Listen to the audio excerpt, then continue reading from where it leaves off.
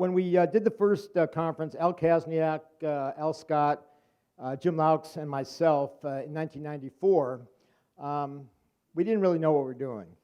But fortunately, the internet had just appeared, a Journal of Consciousness Studies, a online discussion group, PsycD, and so we were able to advertise pretty easily. And so we sent out a call for abstracts, and we invited prominent people, most of whom said yes, somewhat surprisingly to us. And the first morning was philosophy. So we had philosophy, and Tuesday was neuroscience, and so forth during the week. And we had two very prominent philosophers give the first two talks. And in those days, at least, philosophers read their talks without slides, and literally read them. And the interdisciplinary I'll come back to that in a second. This is Dave Cantrell. Next one, please. So these are just some of the posters you've seen over the years. The Thinker in 2006. Next one, please. That is supposed to show that what's inside your head may not be what other people see, although some people think he's exploding his head, but that's not what it's intended to mean. Next one, please. So here's the front of the brain looking at the back of the brain, which is still sort of consistent with higher order thought theory. And next one, please. This is for the Swedish conference with the Brainberg. Next, please. 2 years ago, the forest of neurons looking like saguaro cactuses. And then finally, Sgt. Pepper, or finally, at least this year. So, and then one more slide of Dave. He was a good friend of mine, a great artist, and we miss him. So thank you very much.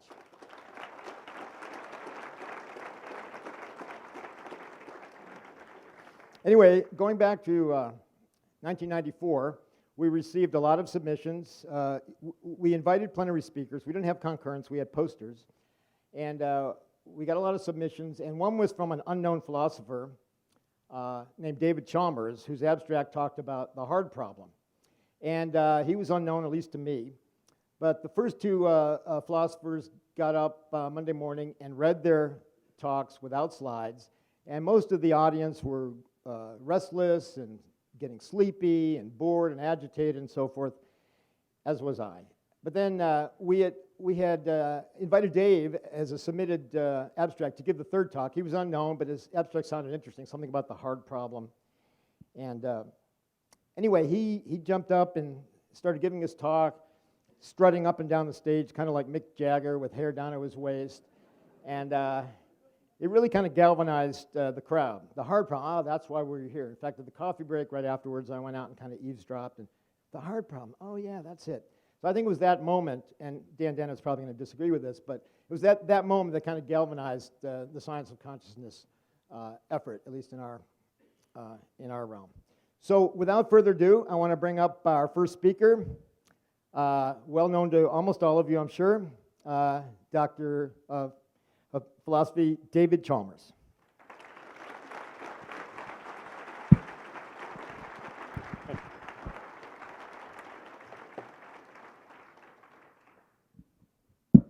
For the Mick Jagger days.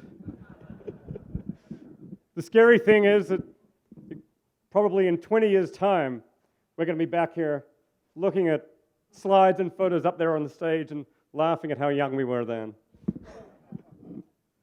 Anyway, let's see, can we get the slides from this laptop up on the screen now?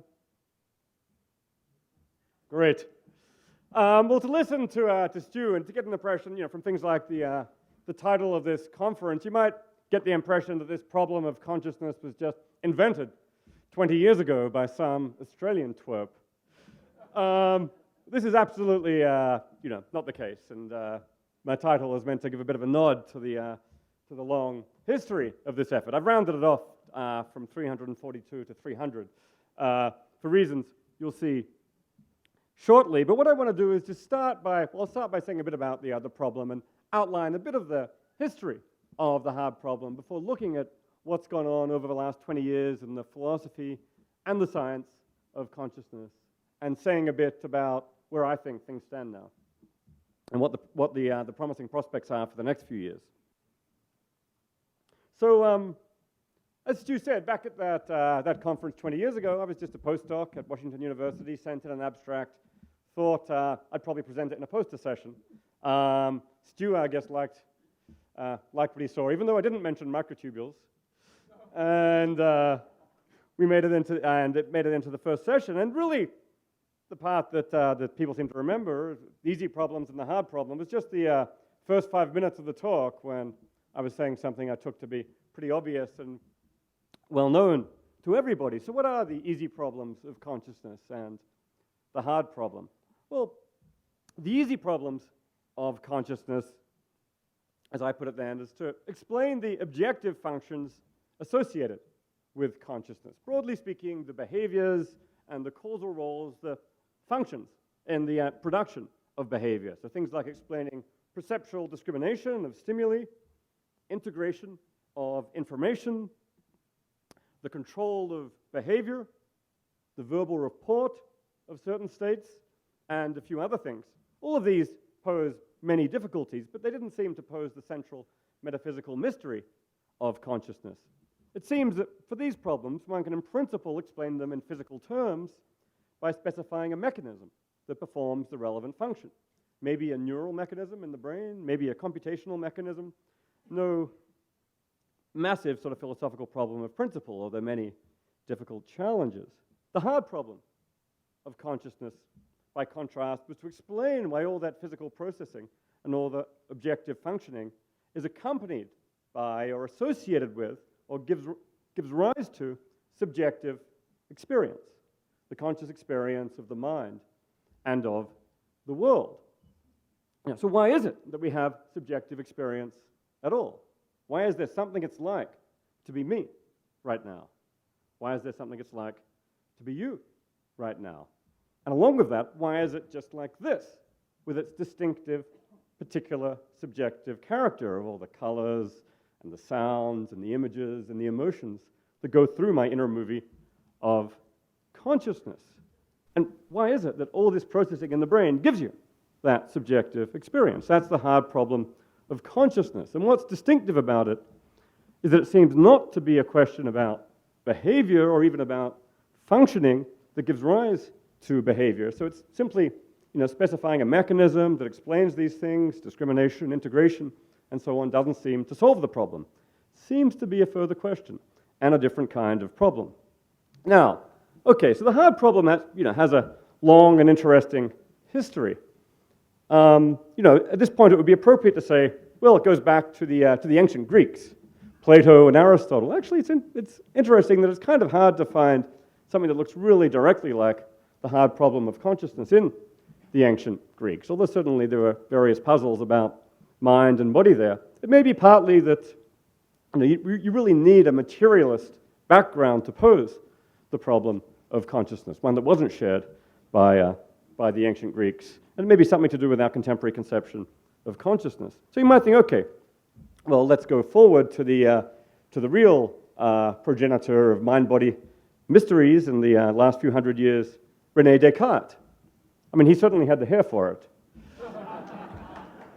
But you don't really find, even though you find many puzzles about materialism and the mind-body divide in Descartes, it's again fairly hard to find a direct statement of something like the hard problem of consciousness. For a start, he focused very much on thought, sensation, the experience of the colors and the sounds and so on. He took to be apparently more or less on the physical side of things. And he, for the most part, didn't put things in terms of explanation, which is the way we currently think about the problem.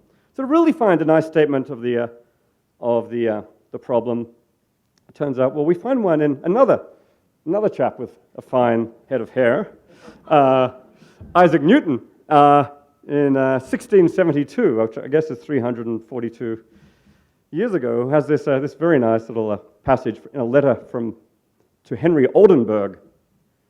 To determine what modes or actions light produceth in our mind the phantasm of color is not so easy.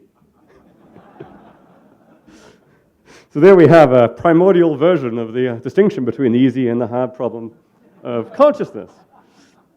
Unfortunately, once you flesh this out a little bit more with the full quotation, it's a little bit less well focused. To determine more absolutely what light is, after what manner refracted, and by what modes or actions it produceth in our mind the phantasm of color, is not so easy. Perhaps not quite so strongly focused on this reading on the problem of consciousness and the mind in particular. To find a really nice, clear statement, you can just move a few years later to, boy, what is it with the hair on these guys? Gottfried Leibniz, exactly 300 years ago, it turns out, 1714, in a passage from the Monadology, quite a famous articulation of the explanatory gap between the physical and the mental. Moreover, it must be confessed that perception and that which depends upon it are inexplicable on mechanical grounds, that is to say, by means of figures and motions. And supposing there were a machine so constructed as to think, feel, and have perception, it might be conceived as increased in size while keeping the same proportions, so that one might go into it, as into a mill.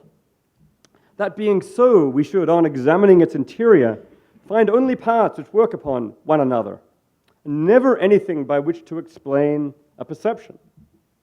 So, Leibniz puts this in terms of perception. I gather there's some controversy among Leibniz scholars as to whether perception is to be equated with what we think of as consciousness or subjective experience, but it's at least one reading, and in particular you find this crucial way of thinking about an explanatory gap there. You might even think this thought experiment of the mill is a bit of a precursor of the modern thought experiments of zombies, Chinese rooms, on you go.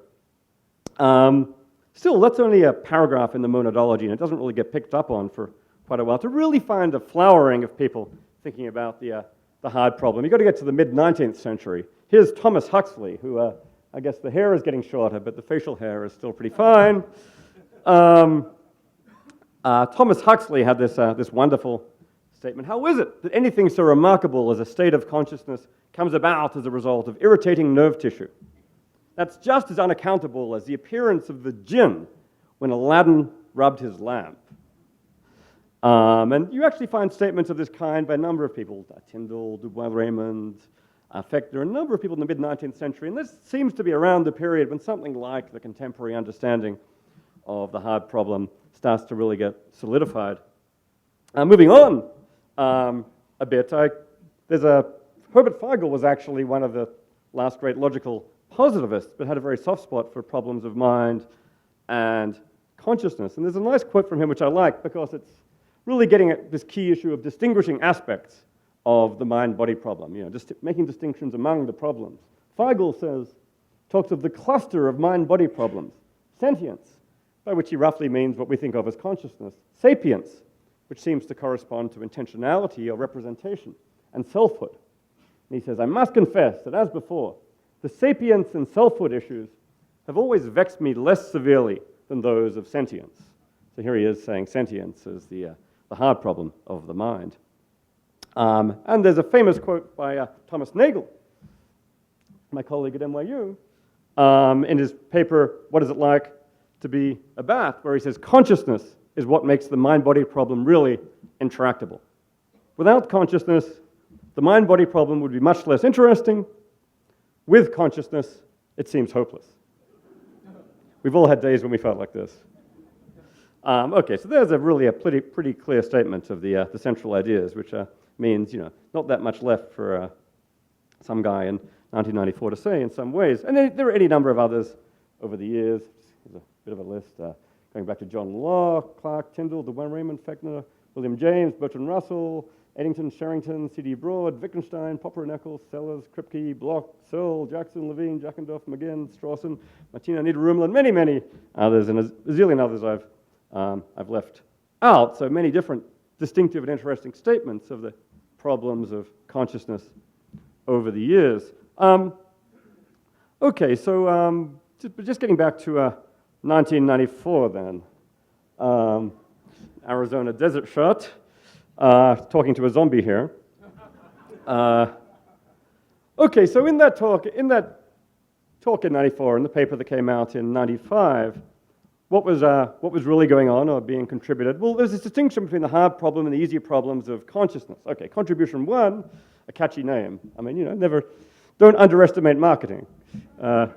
Counts for something in the sense that, I think it's this notion of the hard problem, I think, provides a very convenient way, at least, to re-raise the central issue. What about okay, that's all well and good. Here's your story explaining the easy problems. What about the hard problem? Also worth noting, though, a distinction between problems of consciousness. If you just say, as say Nagel did, consciousness is what makes the mind-body problem hard, then someone will come along and say, okay, here's my theory of consciousness, and give a theory in terms of functional or computational mechanisms, as was fairly popular back in the day. And then there was always this feeling, okay, but that's not really getting at the part of consciousness I was worried about. And I think the notion of the hard problem of consciousness is just a way of encapsulating that subjective part, which of course was what Nagel et al. Were worried about all along. But it's also worth noting that the labels actually encapsulate an argument, which I think is worth noting here, a kind of argument against materialist or reductionist explanations of consciousness. And here it is in its simplest form. Roughly the idea is that purely physical explanations explain only the easy problems of consciousness. Explaining consciousness requires more than explaining the easy problems. That is, explaining the hard problem requires more than explaining those easy problems. So no purely physical explanation can explain consciousness. In a bit more detail, the idea is what you get from physical explanation. It's got this objective character with structure and dynamics of abstract systems performing objective functions. All that structure and dynamics just adds up to more and more complicated structure and dynamics. Great for explaining the objective functions. The standard problems of, say, behavior and functioning in cognitive science, standard problems in biology, reproduction, adaptation, and so on. Even the problems like perceptual discrimination, verbal report, but it looks like the hard problem of consciousness is not that kind of problem. It looks like it's a problem of explaining something over and above those objective functions. So this encapsulates an argument. What you get from a physical explanation, physics, neuroscience, computation, and so on, is just an explanation of the objective functions. That's great for the easy problems. Solving the hard problem requires more than that. And therefore, the thought was, and this is the point that got to be elaborated in the written version of this, no purely physical explanation can explain consciousness. And that, to me, is actually one of the simplest, perhaps one of the most powerful arguments against purely physical or reductive explanations of consciousness. I mean, philosophers spend a lot of time talking about complicated thought experiments involving, zombies and Mary in the black and white room and complicated semantic theories and so on. And, and all that can get very interesting and technical, as philosophical discussion does. I think that, my own view is that's fine. Every subject has its own technicalities, and we ought to, if we're going to be serious, we ought to spend some time exploring them properly. We shouldn't get away from the idea that behind this, though, is a very simple argument and a very simple point, which can be used to raise many of the deepest issues about consciousness without getting into all those complications. Now, of course, on presenting, okay, now I'll talk about what's happened since that time. And I'll really talk about three things: materialist responses to the argument among philosophers especially, non-reductive theories, and I'll divide that into non-reductive theories among philosophers and then some scientific theories in the last part. Of course, when you present an argument like this, which is in effect an argument against materialism about consciousness is reducible to something physical, the materialists don't just, roll up the wagons and go home. They'll come up with some responses. And, you can classify materialist responses here into two or three kinds. First view, which I sometimes call type A materialism. There is no hard problem, at least on reflection. Explaining the objective functions explains everything. Second view, there's a kind of a hard problem here, but it's really an epistemological one, tied to our thought and our knowledge rather than to what's in the world. The hard problem involves an epistemic gap, a gap in knowledge, rather than an ontological gap, a gap in nature. I sometimes call that type B materialism. There's also a view which says, we can hold on to materialism if we enrich our conception of the physical by somehow building in consciousness or proto-consciousness at the base. And panpsychism, as I'll discuss, is a view like that. I mean, in some ways, this view has less of the spirit of standard materialism because it involves taking consciousness as a fundamental constituent of the world, so it's in some ways non-reductive. I'll end up classifying this with the non-reductive views. But okay, on the materialist responses. First, type A materialism. Here's a particularly dashing-looking Dan Dennett just a couple of years ago. So type A materialism, as I said, is the view there's no hard problem. Explaining the objective functions explains everything that needs to be explained. And this view comes in a couple of different versions, or different, at least put in different tones of voice. Sometimes it's put by, one way that can be put is by saying there's no such thing as consciousness. All there is perceptual discrimination and integration and report and so on. At least there's nothing else that we need to explain. Sometimes this is put by saying there's no consciousness, or at least there's no qualia, or something like this. But it's also sometimes put by saying, well, of course, in some sense there is consciousness, and we need to explain it. But all there really is that we need to explain are those objective functions: discrimination, integration, report, and so on. But I think of this as the view that there's at least no deep, hard problem. Solve the easy problems, explain those objective functions, and we've thereby done the hard work. We've explained the stuff that needs explaining. And I think of this as something like the great divide in the field between those who think there's a hard problem and those who think there's not. I've occasionally taken polls on this over the year, and I can't resist the temptation to do that here. So the choice then is basically whether you think there is a hard problem of consciousness over and above the easy problems, and not to tilt it too much in my favor. Let's say a really quite deep and difficult, hard and substantial hard problem of explaining subjective experience over and above all those easy problems of explaining, all those problems of explaining the objective functions and behaviors. Or really there is no deep and difficult and substantive further hard problem, at least on a bunch of reflection. Explain the objective functions, you've explained what needs to be explained. So who's on the no hard problem side of that one? Okay, the no hard problem view. Oh. Okay. Don't believe in hard problem. Hands up. Someone counting? 3, 4, 5, 6, 7, 8, 9, 10. 1, 2, 3, 4, 5, 6, 7, 8, 9, 10. Okay. Believe in hard problem. Hands up. Okay, well, it's about 3 to 1 or so. Maybe there's selection bias. It's a consciousness conference. No hard problem people are less likely to show up, but interesting to see the numbers. Maybe they'll shift after the next speaker does his very convincing work on all this.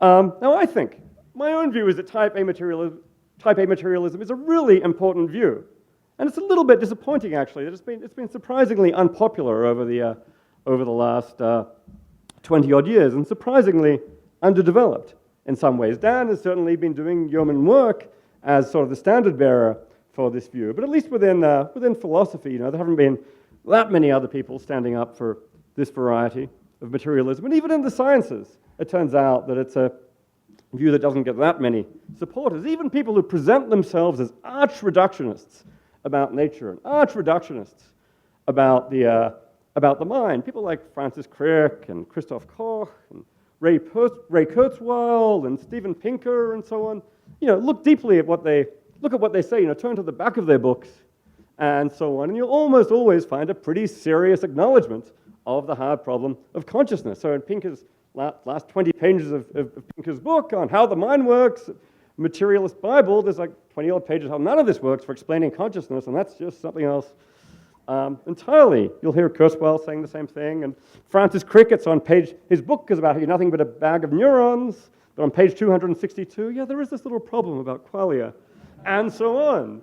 So I think this, it shows you that there are someone like Dan would like to be able to dismiss the hard problem as something like a vestige of, creationism, a view which is out there and not to be taken seriously. I think what this actually shows in the sociology, it really runs very deep, even among people inclined towards reductionism. So I think, if anything, the pendulum has swung a little bit far in that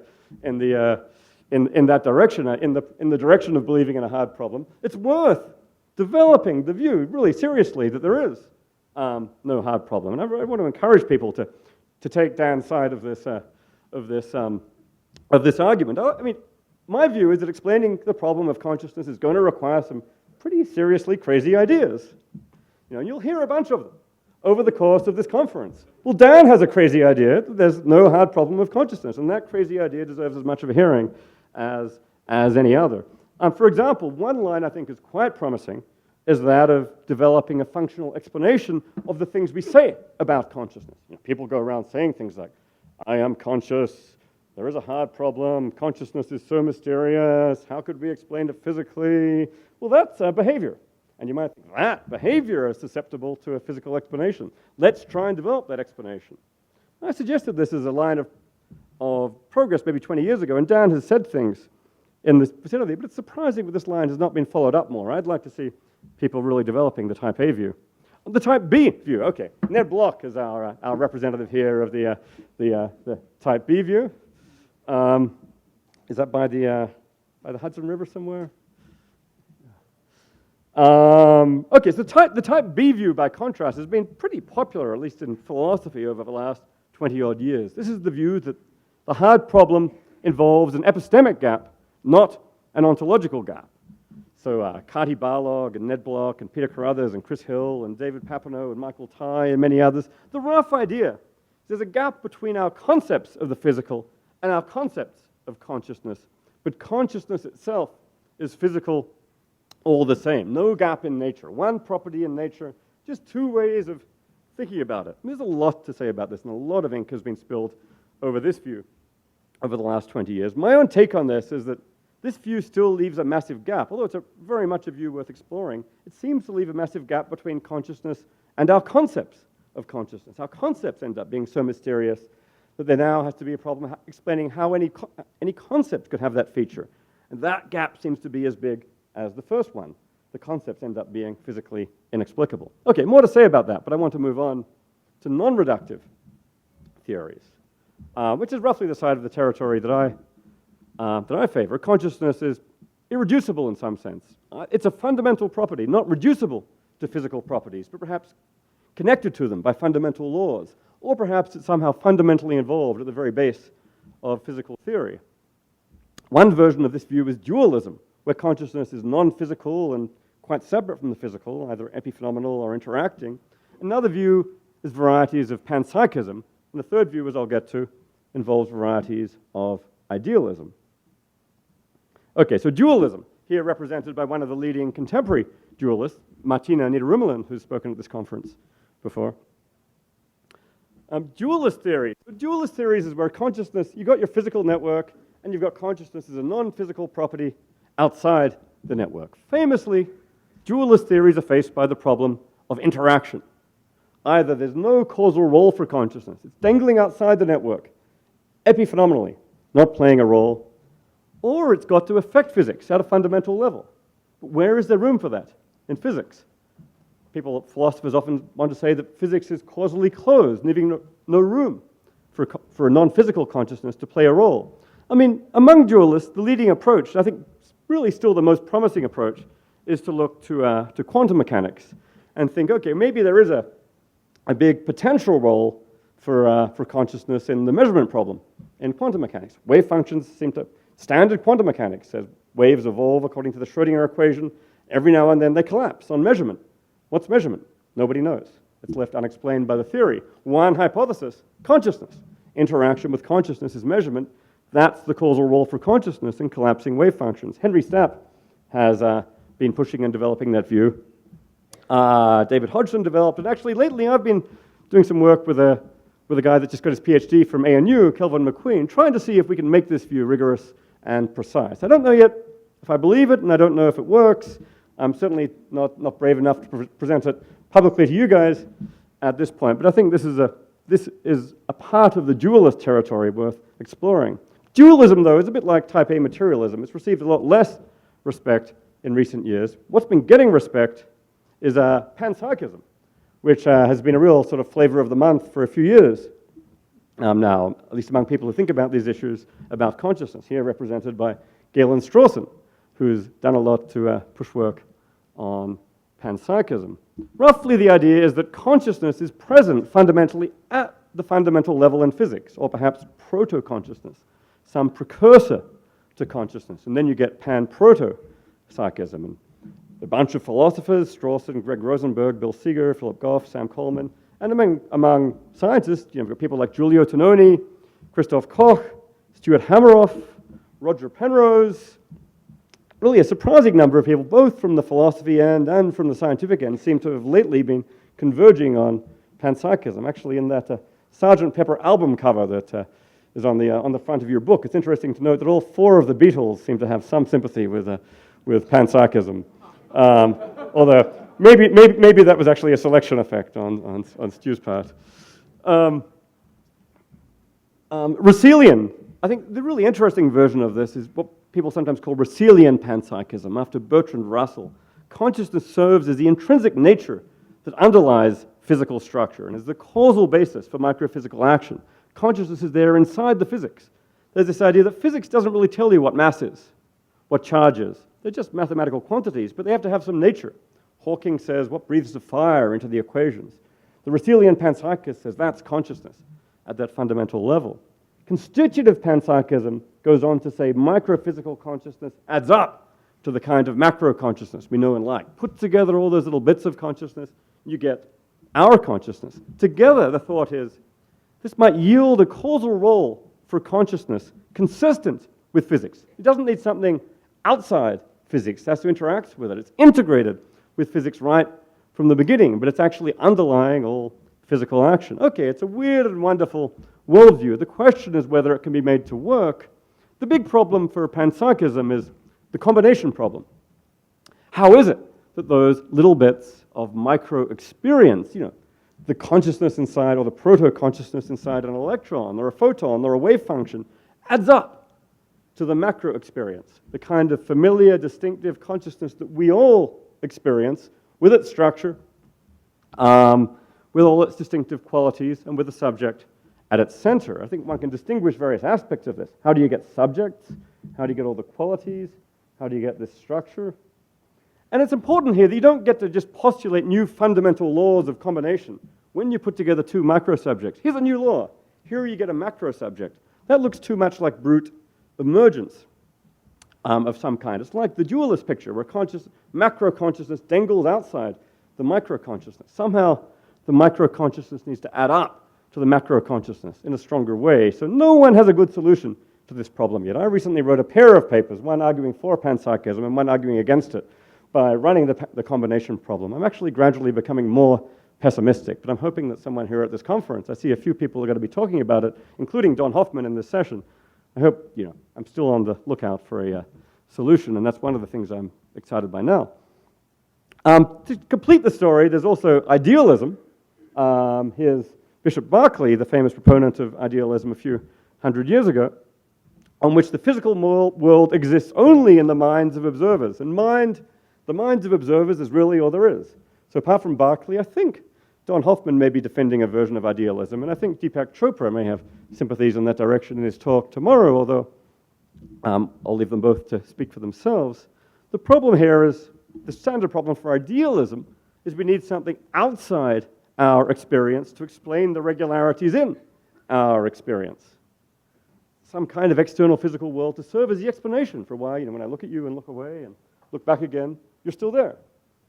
And it seems that tends naturally to lead to dualism, a physical world outside your experience, or at least panpsychism, a world of independent experiences out there to serve as the explanation. So I'm myself skeptical of idealism. But anyway, in the time that remains, I want to talk about the scientific theory aspect of this issue. Because again, one of the really exciting things that's happened in recent years is to some extent this has gone beyond, of course the whole field of consciousness has gone beyond philosophy for years, and we've had a rich and wonderful science of consciousness, the neural correlates of consciousness, the contrast between conscious and unconscious processes. But to some extent, all this stuff about fundamental theories and reductionism versus not was for a period distinctively philosophical. But in recent years, a number of researchers on the empirical side of the fence have developed quasi-empirical theories of consciousness that really engage with this debate, and in particular fall on the non-reductive side of this picture, taking consciousness to be fundamental and postulating fundamental laws that govern consciousness. So the kind of theories which a philosopher like me quite likes, now coming from the scientific side of the fence. A couple of leading examples of this I'll focus on, both of which are going to receive a fair amount of attention at this conference. First of all, there's the integrated information theory, which has been put forward by Giulio Tononi with some assistance and support from Christoph Koch and others. The rough idea there is that consciousness goes along, in some sense of goes along, with integrated information. There's integration of information and there's some fundamental connection between that and consciousness, which I think is regarded as some kind of fundamental principle of nature on the way it's often put forward by Giulio. Another one is the ORCOR theory, the orchestrated objective reduction theory, put forward by Stuart Hameroff and his colleague Roger Penrose, both of whom we're going to be hearing from soon. Last time I talked about this stuff, actually at the TED conference a month or so ago, Stuart got quite a little bit upset because ORCOR never got a mention. So I'm not going to make that mistake this time with Stuart controlling my time. I want to say something about ORCOR. On this view, consciousness somehow goes along with gravitational wave function collapse. Again, in some theory, in some sense, of goes along to be articulated. So here we have two potential fundamental theories of consciousness, very, very different in character. One, broadly speaking, computational, one, broadly speaking, quantum mechanical. Tononi says consciousness goes along with integrated information. Hameroff and Penrose say consciousness goes along with gravitational wave function collapse. And both of them can be seen as candidates for fundamental principles linking consciousness to physical processes. But the philosophical shape of these theories is really, can seem sometimes quite unclear. Just what's going on in metaphysics, what's going on in nature, what's the explanatory structure here? There's actually multiple ways to interpret each of them. I'll look at them both at once. I mean, in each case, you could find a type A materialist version, one which was like a Dennett version of integrated information theory of ORCOR. Consciousness is wholly explainable in terms just of the mathematical structure and dynamics of information integration, or maybe of wave function collapse. And here the idea would just be explain all the integration, and you've explained everything. That would sort of be a no hard problem view. Explain the collapses, you've explained everything, nothing else needs explaining. That's a view which is out there, but I think it's fairly clearly not the view either of Giulio or of Stu, both of whom can be heard to say things like they regard consciousness as fundamental in nature, not something that someone like Dan would ever say. There's also a type B materialist view of this version of this view, where you say something like consciousness is integrated information, or it is wave function collapse. It's somehow reducible to integrated information or to wave function collapse, and that's all there is in nature. It's a purely physical version of nature, and this would be somehow serve as a primitive theoretical identification of consciousness with a physical process, as with classic mind-brain identity theory. Well, there are moments when both Giulio and Stu can be heard to make claims like this. Roger is in general somewhat cautious about making claims along these lines, but I said to Stu, every time Roger mentions consciousness and consciousness being fundamental in his theory tomorrow, in his talk tomorrow, we'll all take a drink. Stu, on the other hand, is not so cautious. Stu can be heard to say consciousness is fundamental and collapse is fundamental, and they're the same thing. You can actually hear Giulio saying similar things. Consciousness is fundamental, integrated information is fundamental, and they're the same thing. It sounds occasionally like a type B materialist view. But on the other hand, it's really hard to see how this is going to work. It has many of the standard, interpreted as such, it has many of the standard problems of materialist views. Couldn't Mary in the black and white room know all about the mathematics of integrated information or a wave function collapse while knowing nothing about, say, the consciousness of seeing red? Couldn't there be quantum zombies with wave function collapses and no consciousness? So it starts to look as if the collapsed consciousness principle or the phi consciousness principle is more of a fundamental law of nature than a primitive identification. So that leads us to the non-reductive versions of the view, which might look more promising. Well, there is a dualist version of the view. I remember when John Searle recently reviewed Tononi and Koch in the New York Review of Books, he said, these guys are really scientific dualists. And there's certainly a reading where this seems to make sense, where integrated information and collapse are on the physical side, and they cause consciousness, which is somehow something distinct and perhaps non-physical. There's a closed dynamics of information, or of wave functions, and psychophysical laws linking that dynamics to consciousness as kind of a separate entity. Then the question now is, of course, what about interaction? Consciousness doesn't seem to play a causal role in that physical dynamics at all, so it seems to come out being epiphenomenal. Surely not what these guys want. Finally, there's the panpsychist version, where consciousness is everywhere, somehow underlying consciousness, underlying integrated information, serving as the intrinsic nature of integrated information, or of collapses, at a fundamental level, and perhaps as the very causal basis for that integration, or for collapses. That's the kind of causal role in, say, in physics, that panpsychists go for. The problem, a couple of problems for each. For the integrated information version, the worry is that integrated information looks like a non-fundamental quantity, one definable in terms of a whole bunch of underlying fundamental qualities. It's a big, complicated equation for it. Hard to see how the intrinsic nature of something non-fundamental can play a causal role in fundamental physics. Problem for Orko-R is that Stewart and Roger are pretty clear that consciousness does not cause collapse. If anything, collapse causes consciousness.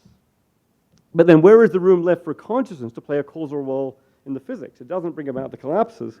What exactly does it bring about? And both of them, I think, are very much subject to the combination problem. How do you get, for example, the manifold qualities of consciousness, of red and middle C, from just one little fundamental kind at the basic level? So many problems, maybe we'll hear some solutions. Okay, I'm out of time.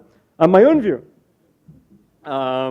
My view is a little bit split on this. So this is a split brain depiction of myself. I divide my credences 50-50 on this. I roughly divide my credences 50-50 between the panpsychist side and the dualist side, with there's still 1 or 2% for Dan Dennett in there, lurking at the back of my mind.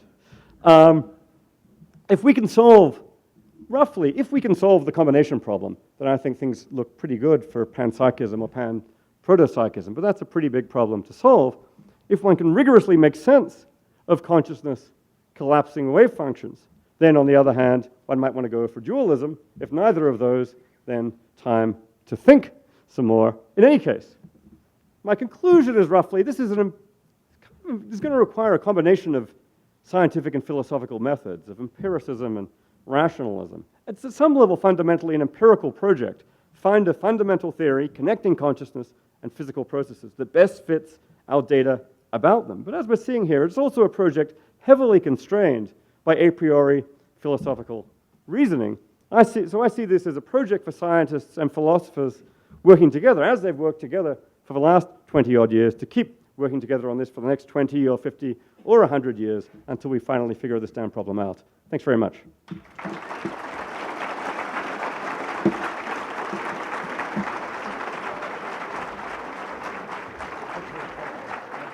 Hold everything till the end? Okay. We're going to hold questions for the end. Let me just say that after Dave said his TED Talk where he didn't mention Orko-R, and I complained, he said that, well, Al Gore came up to me afterwards and asked about Penrose Hameroff Orko-R, and I told Dave, well, Al Gore knows more about consciousness than you do. I take that back now. Our next speaker is well known to everybody, I think. I read his book, Consciousness Explained, just prior to meeting him in Sweden. Daniel Dennett. Thank you.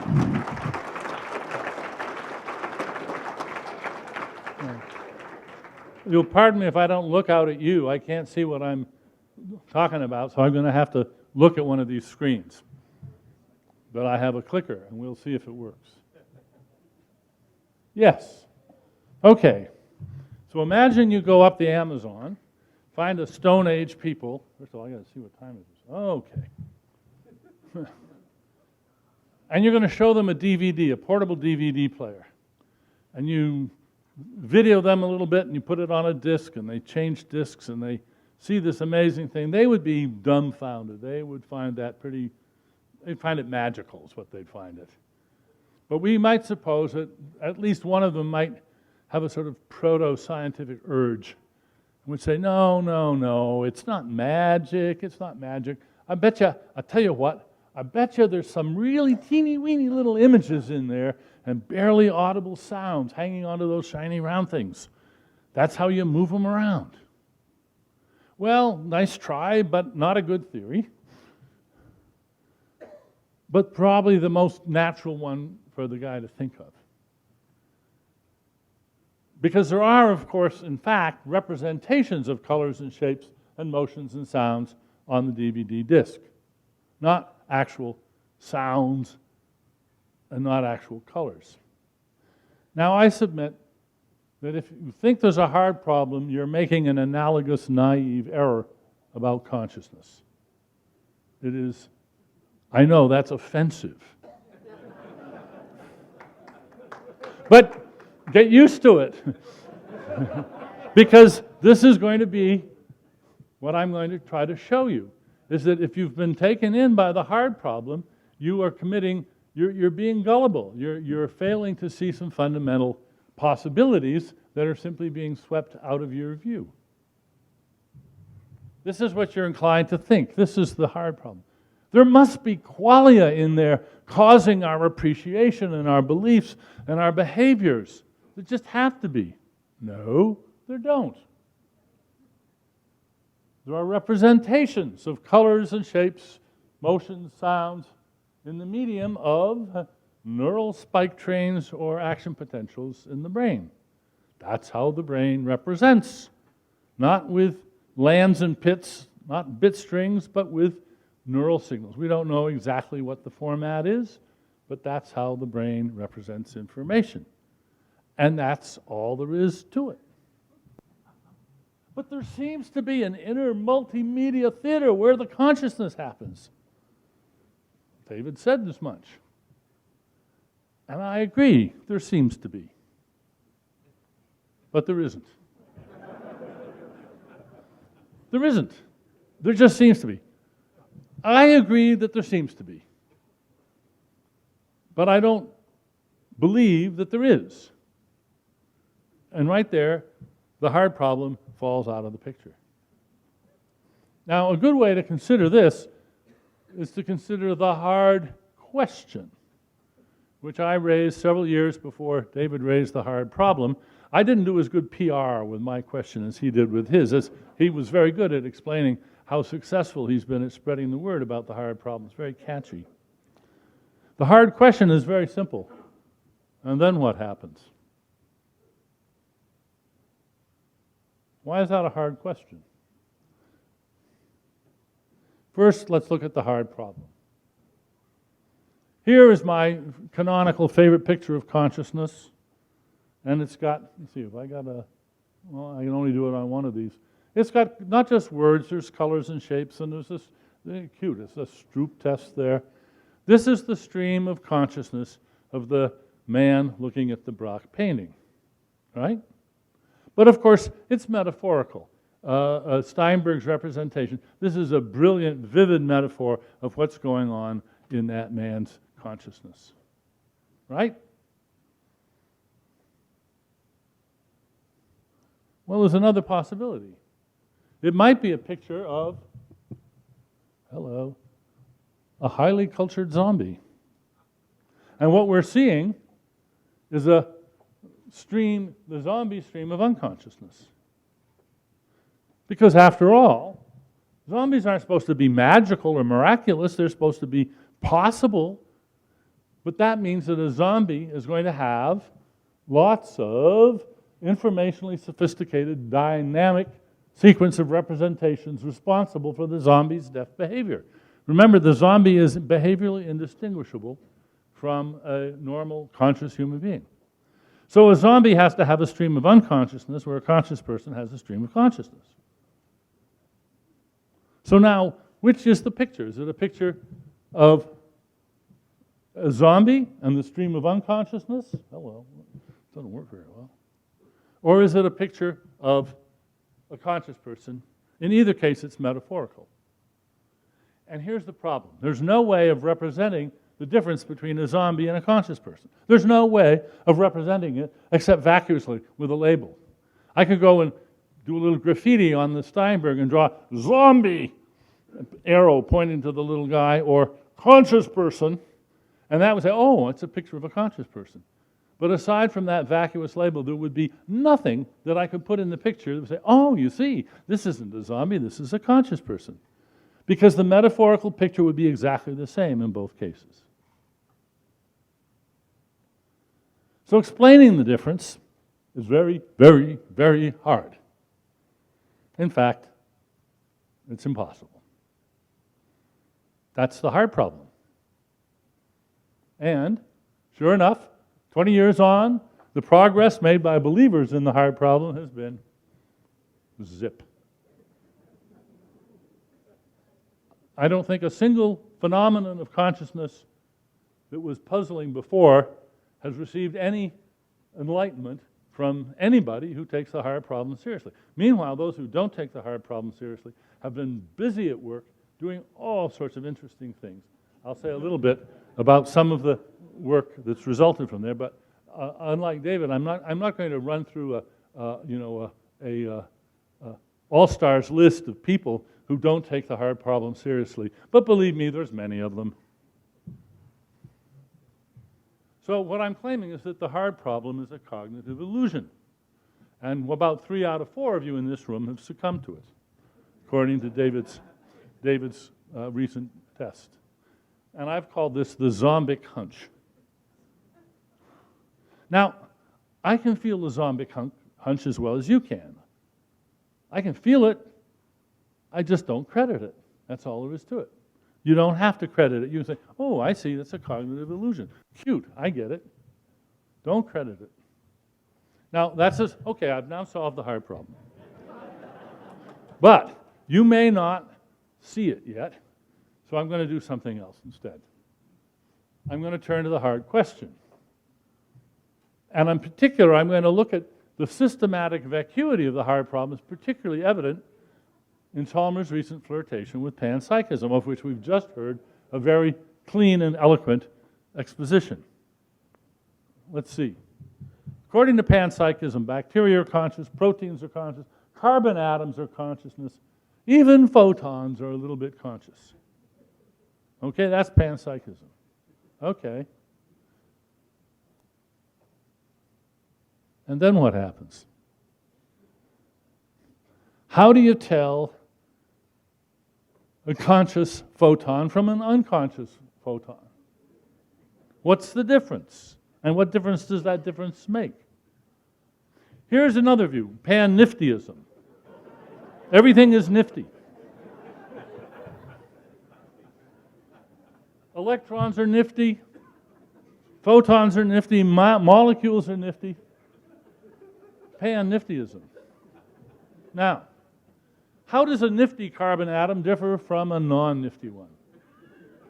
Or, more to the point, how does Panpsychism differ from Pan-Niftyism?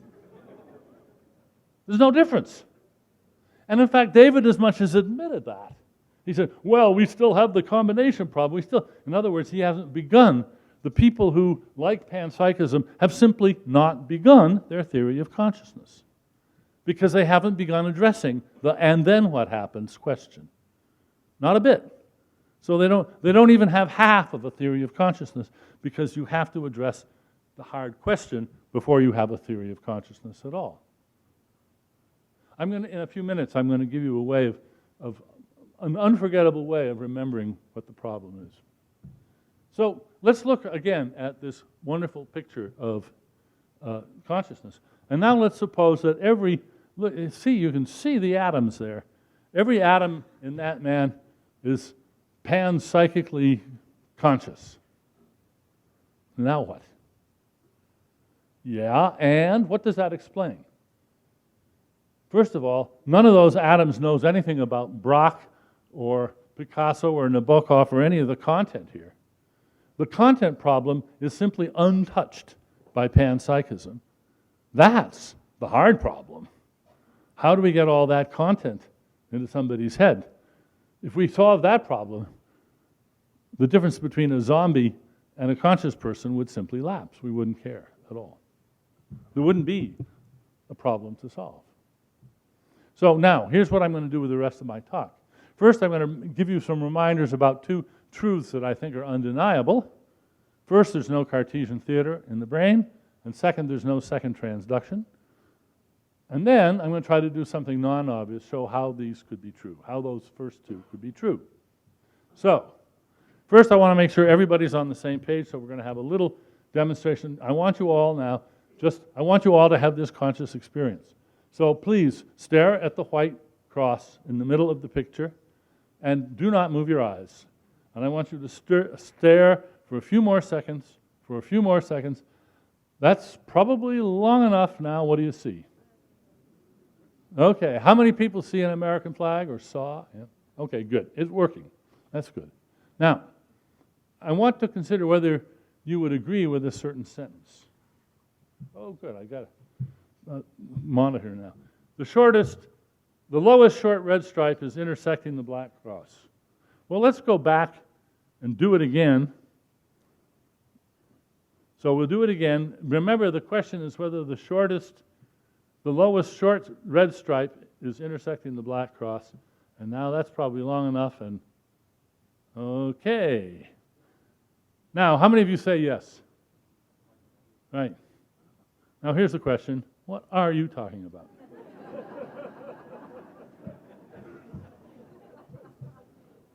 Where is it? There's no red stripe on the screen. There's no red stripe on your retina. Well, maybe there's a red stripe in your brain. Well, this illustration from Frisbee's textbook of some years ago would show you a nice red stripe in the brain, but that's, of course, poetic license. Although there is a pattern of excitation in the occipital visual cortex at the back of the head, and it is distorted like that. It isn't colored, actually, and of course it wouldn't do any good if it was, because there are no eyes to look at it, and it's dark in there. So there's no red stripe in your brain. So this looks like an argument for dualism. But it doesn't have to be. There's no red stripe anywhere. There is a representation of a red stripe in your brain, and it isn't red. Any more than the representation of a red stripe on a DVD is red. It's still a representation of a red stripe. There seems to you to be a red stripe, yes. And that seeming isn't red either. That's how we avoid the hard problem.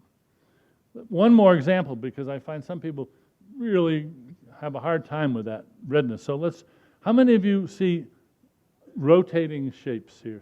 See illusory rotation here? Good, it's working. So now, the shapes seem to be rotating.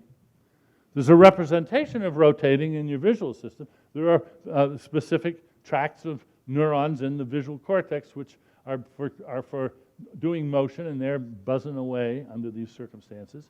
But they're not rotating. The representation isn't. Nothing in your brain is rotating. And are they really representations? Yeah, they are. Just like the pits and lands on a DVD representations of red, of rotation, of middle C. The representations in your brain are like DVD representations in one way. They're not iconic. They're not like cinema film.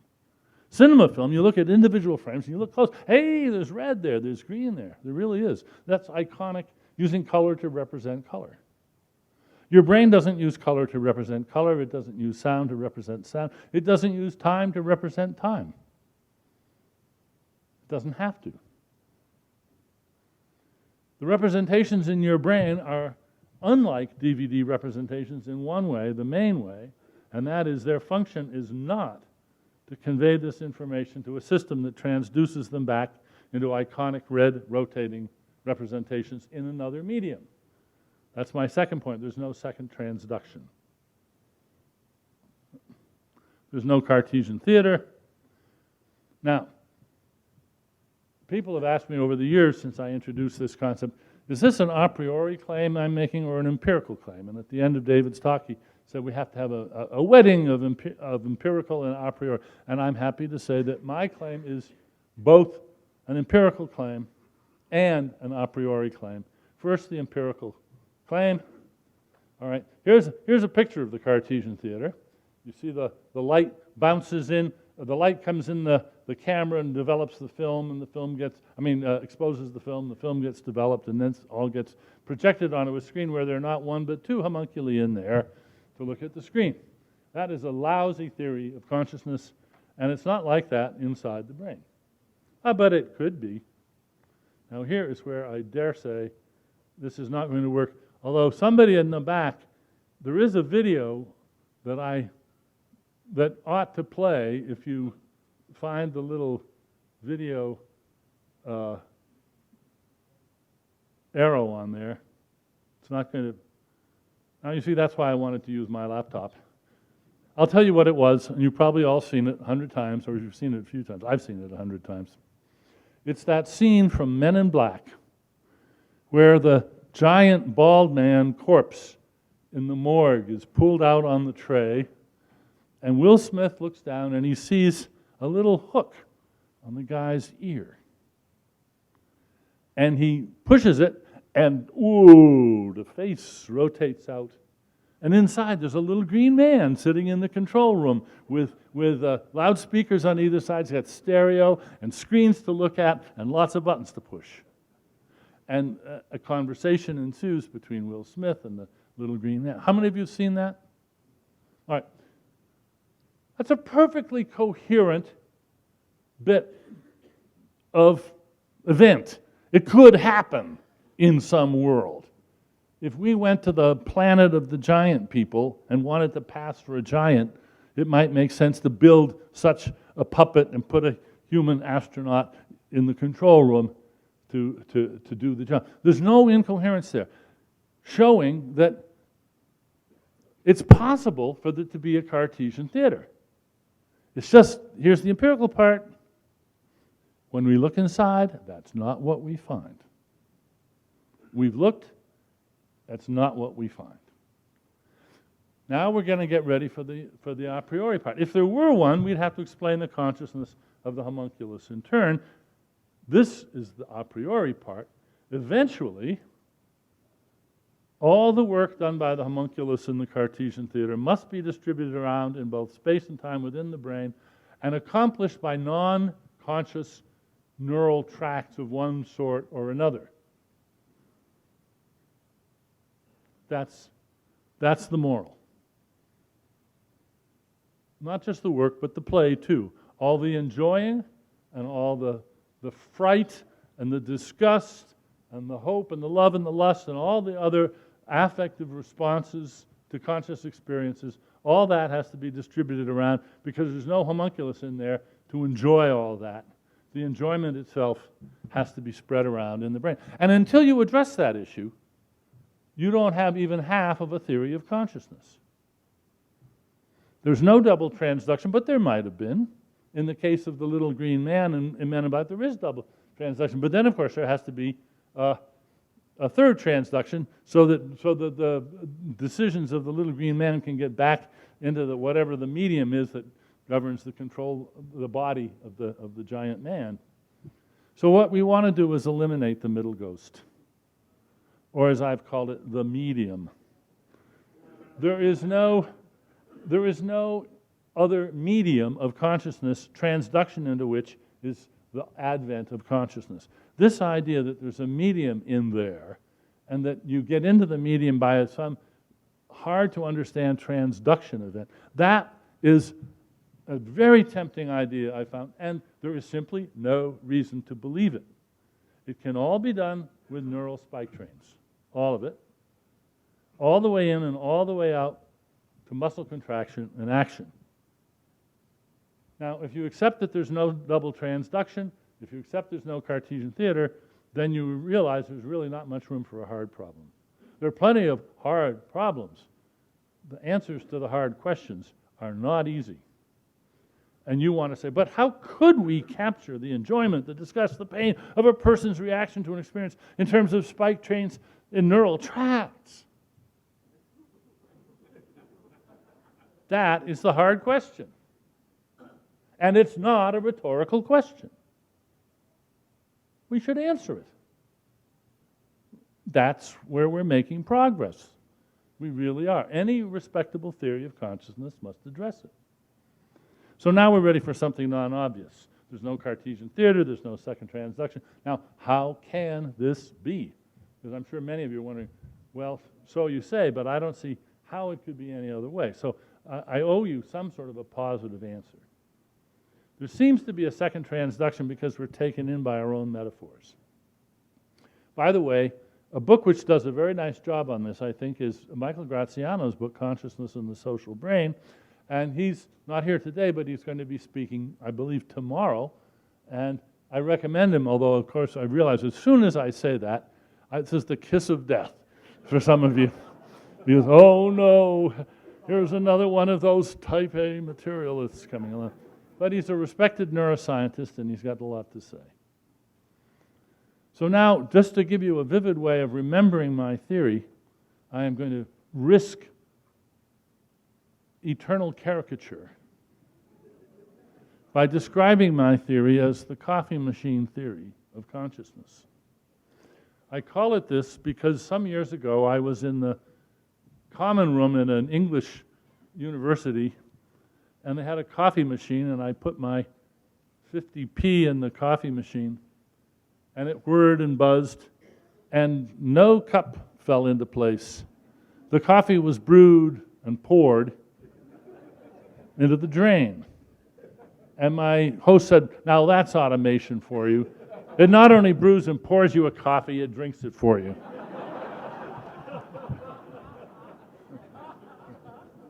Now,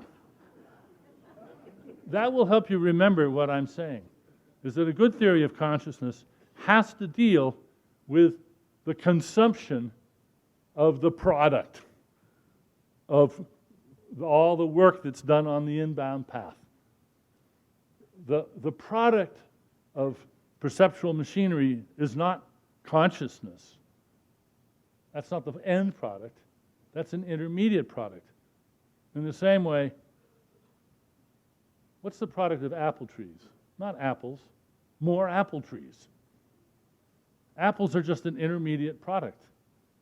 Now, until you handle the and then what happens question, until you try to answer that, you don't have a theory of consciousness. So here's my attempt to make some progress. We're unwitting creators of fiction.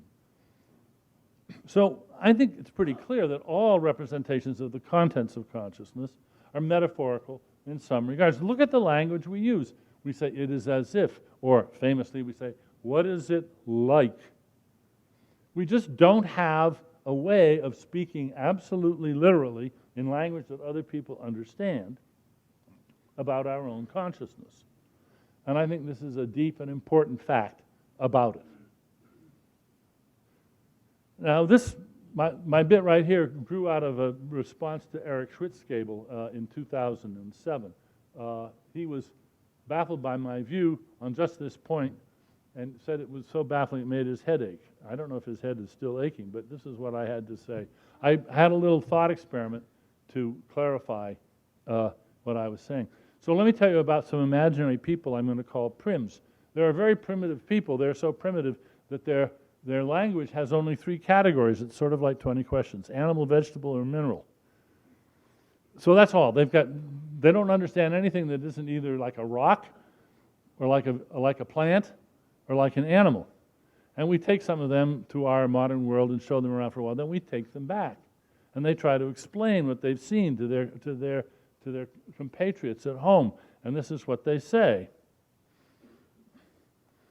Well, there are these slender, woody plants with black centers, which, that's not going to work, is it?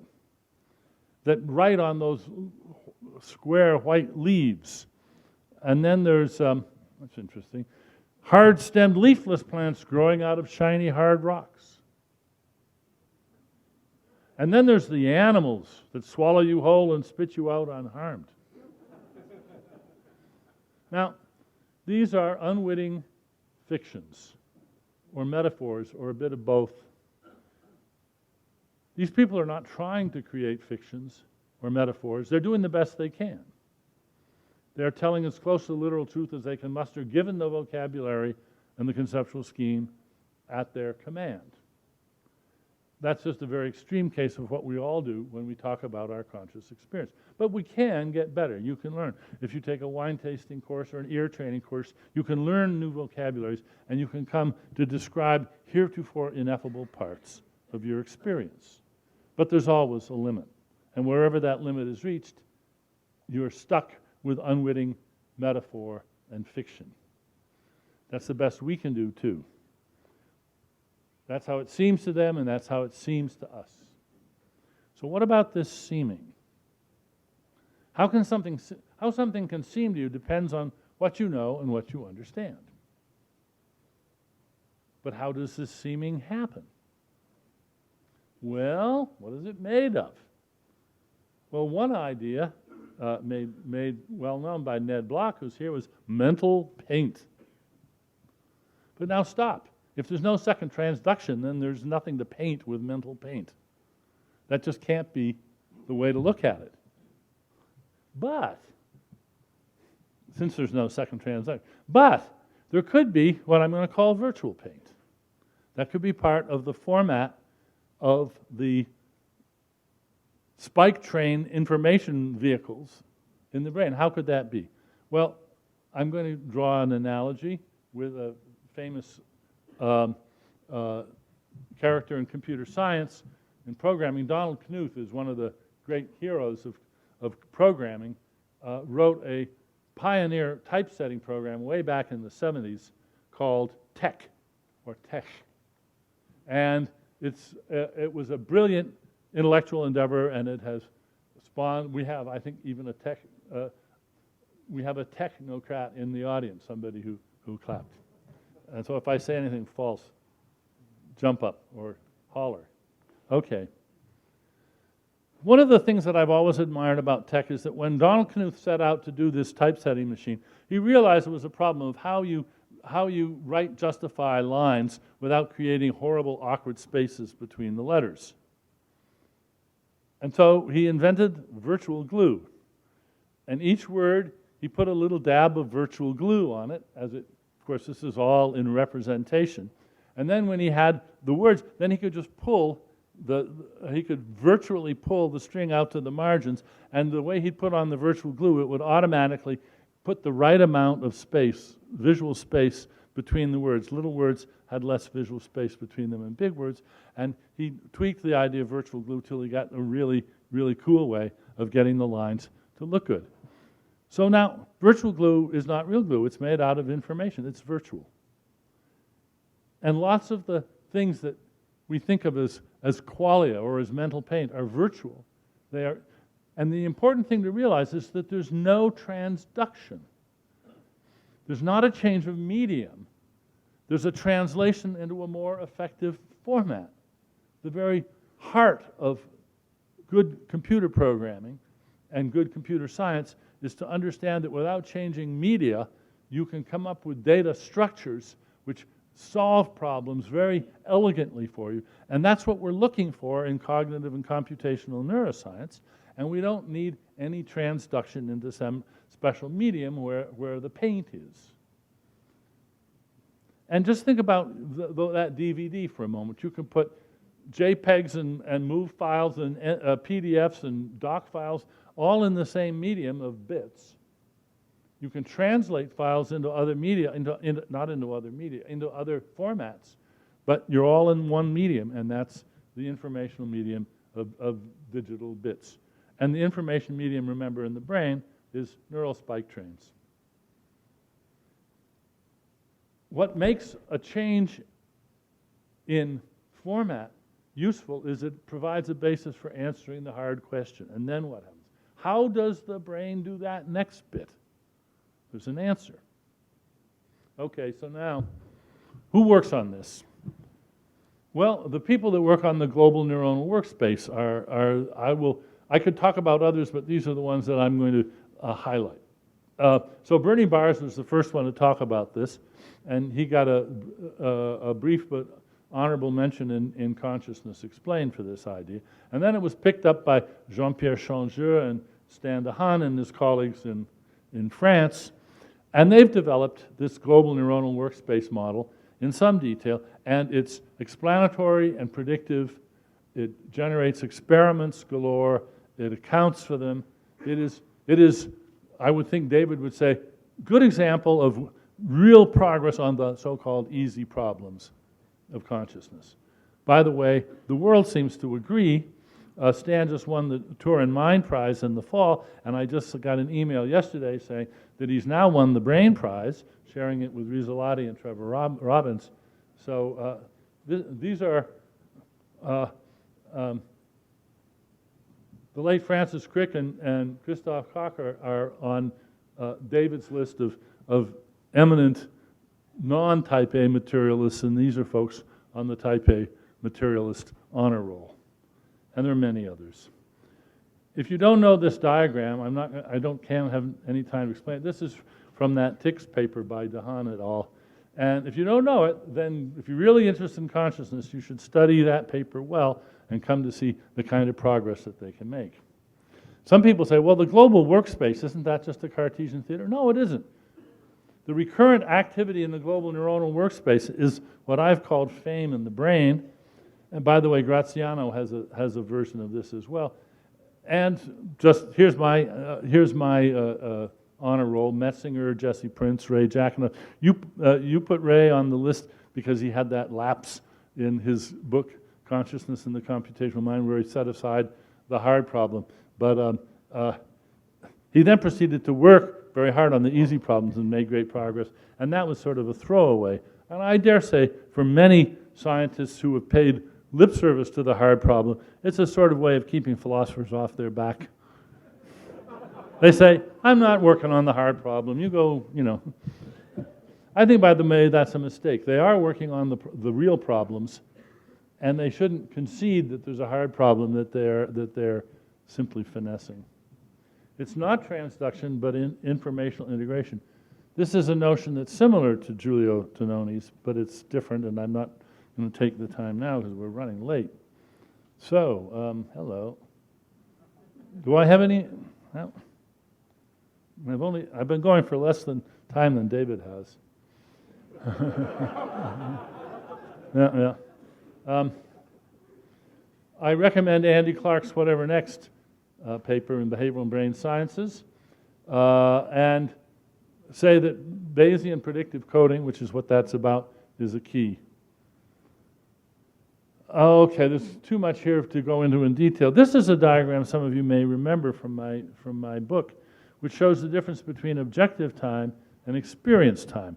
I use this to explain the color phi phenomenon. The main thing to see here is that in objective time, the brain makes various discriminations in a certain order, 1, 2, 3, 4, 5, 6, 7, 8, 9, 10. But the brain's interpretation then can move events around so that subjective time, experience time, seems to kink backwards in time. This does not require any revolution in physics because it isn't real, it's just subjective time. And it was pointed out to me by one of my students that actually what we have here is a nice response to Ned Block, who's here. And Ned talks about access and phenomenal consciousness. Dave Gottlieb pointed out this out to me. In terms of this diagram, objective time is access consciousness, and experience time is phenomenal consciousness, except that, of course, it's not real. It is simply the representation of time, and the representation of other things that exists as representations in the brain, but there doesn't have to be any show that transduces those representations into a show in real subjective time. There's no such thing as real subjective time. I can't resist one more little example. Ned's here. He can, I think, vouch for this. Some years ago, Ned took a laterality test. This is where you're testing whether you're left-brained or right-brained for language and how strongly. And there's really several ways of doing it. If you use earphones, a dichotic listening, you hear one word in one ear and one word in the other ear, and which word you hear, you circle that on the piece of paper. That's one way, but this was a visual dichotic, a visual laterality test. So as in the example we had before, you stare at the little square in the middle of the screen, and a word or non-word is flashed in the left or right hemifield. Here, I'll give you an example. You're to say word or non-word. Are you ready?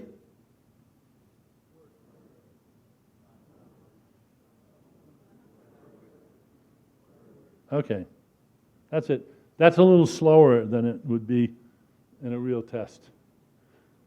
So Ned had this test, and I said, well, Ned, are you lateralized strongly left for language? He said, yeah. And then he said this, the words on the left appeared blurry, going to his right hemisphere. And I asked him, which is it? You had trouble seeing the words because they were blurry, or they appeared blurry because you noticed that you were having trouble seeing them? And he realized he couldn't really distinguish between those. But I submit the answer is the second one, and that you don't have to have any phenomenal blurry paint. You just have to notice your difficulty in recognizing the words, and that's your perception. That translates into your perception of the blurry quale. Okay, I think maybe there's this old joke, two guys in a bar. One guy says to the other, I think you've had enough, your face is getting all blurry.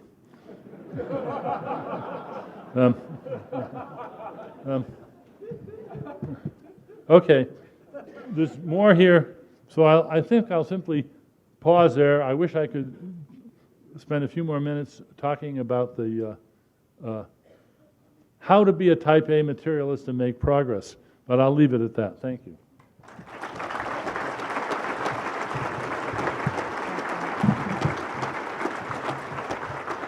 Hang on a second.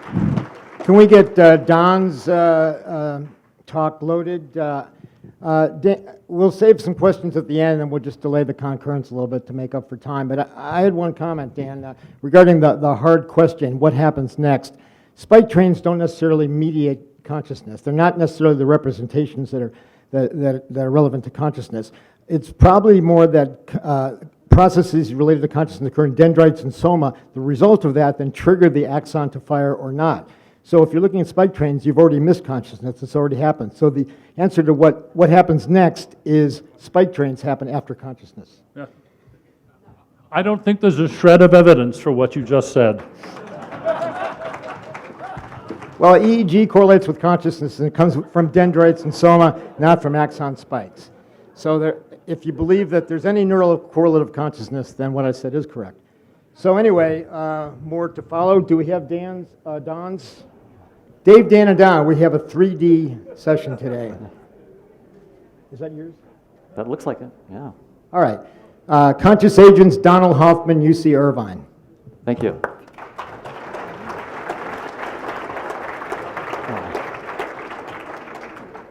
I'm going to present a formal theory of consciousness. It's precise, but it may be precisely wrong, and that's the point in science. We've already talked a lot about physicalist theories, so a lot of the hard work's been done. I would just say that what we want from a physicalist theory of consciousness is a theory that would explain with mathematical precision, for example, what precise brain activity causes my experience, say, of the taste of chocolate, and why that precise brain activity causes that taste of chocolate. What change in that precise activity would change the experience to the taste of garlic? And why would that change make that precise change? In other words, we want laws that take brain states, functionally described, biologically described, however, and give us precise laws that predict precisely the reports that our observers would give about the kinds of conscious experiences that they're having. Now, there are, as we've talked about today, a number of physicalist theories, integrated information, OR. No one's even trying to do this. This is something that we would definitely like in a consciousness theory. No one is even looking at this particular question. The issue, for example, I guess I should back off a little bit. There are attempts, but I would say that there are attempts that are not working very well. We'll go into it in a moment. So that's why this consciousness conference, I think, is properly called Towards the Science of Consciousness. We're not there yet.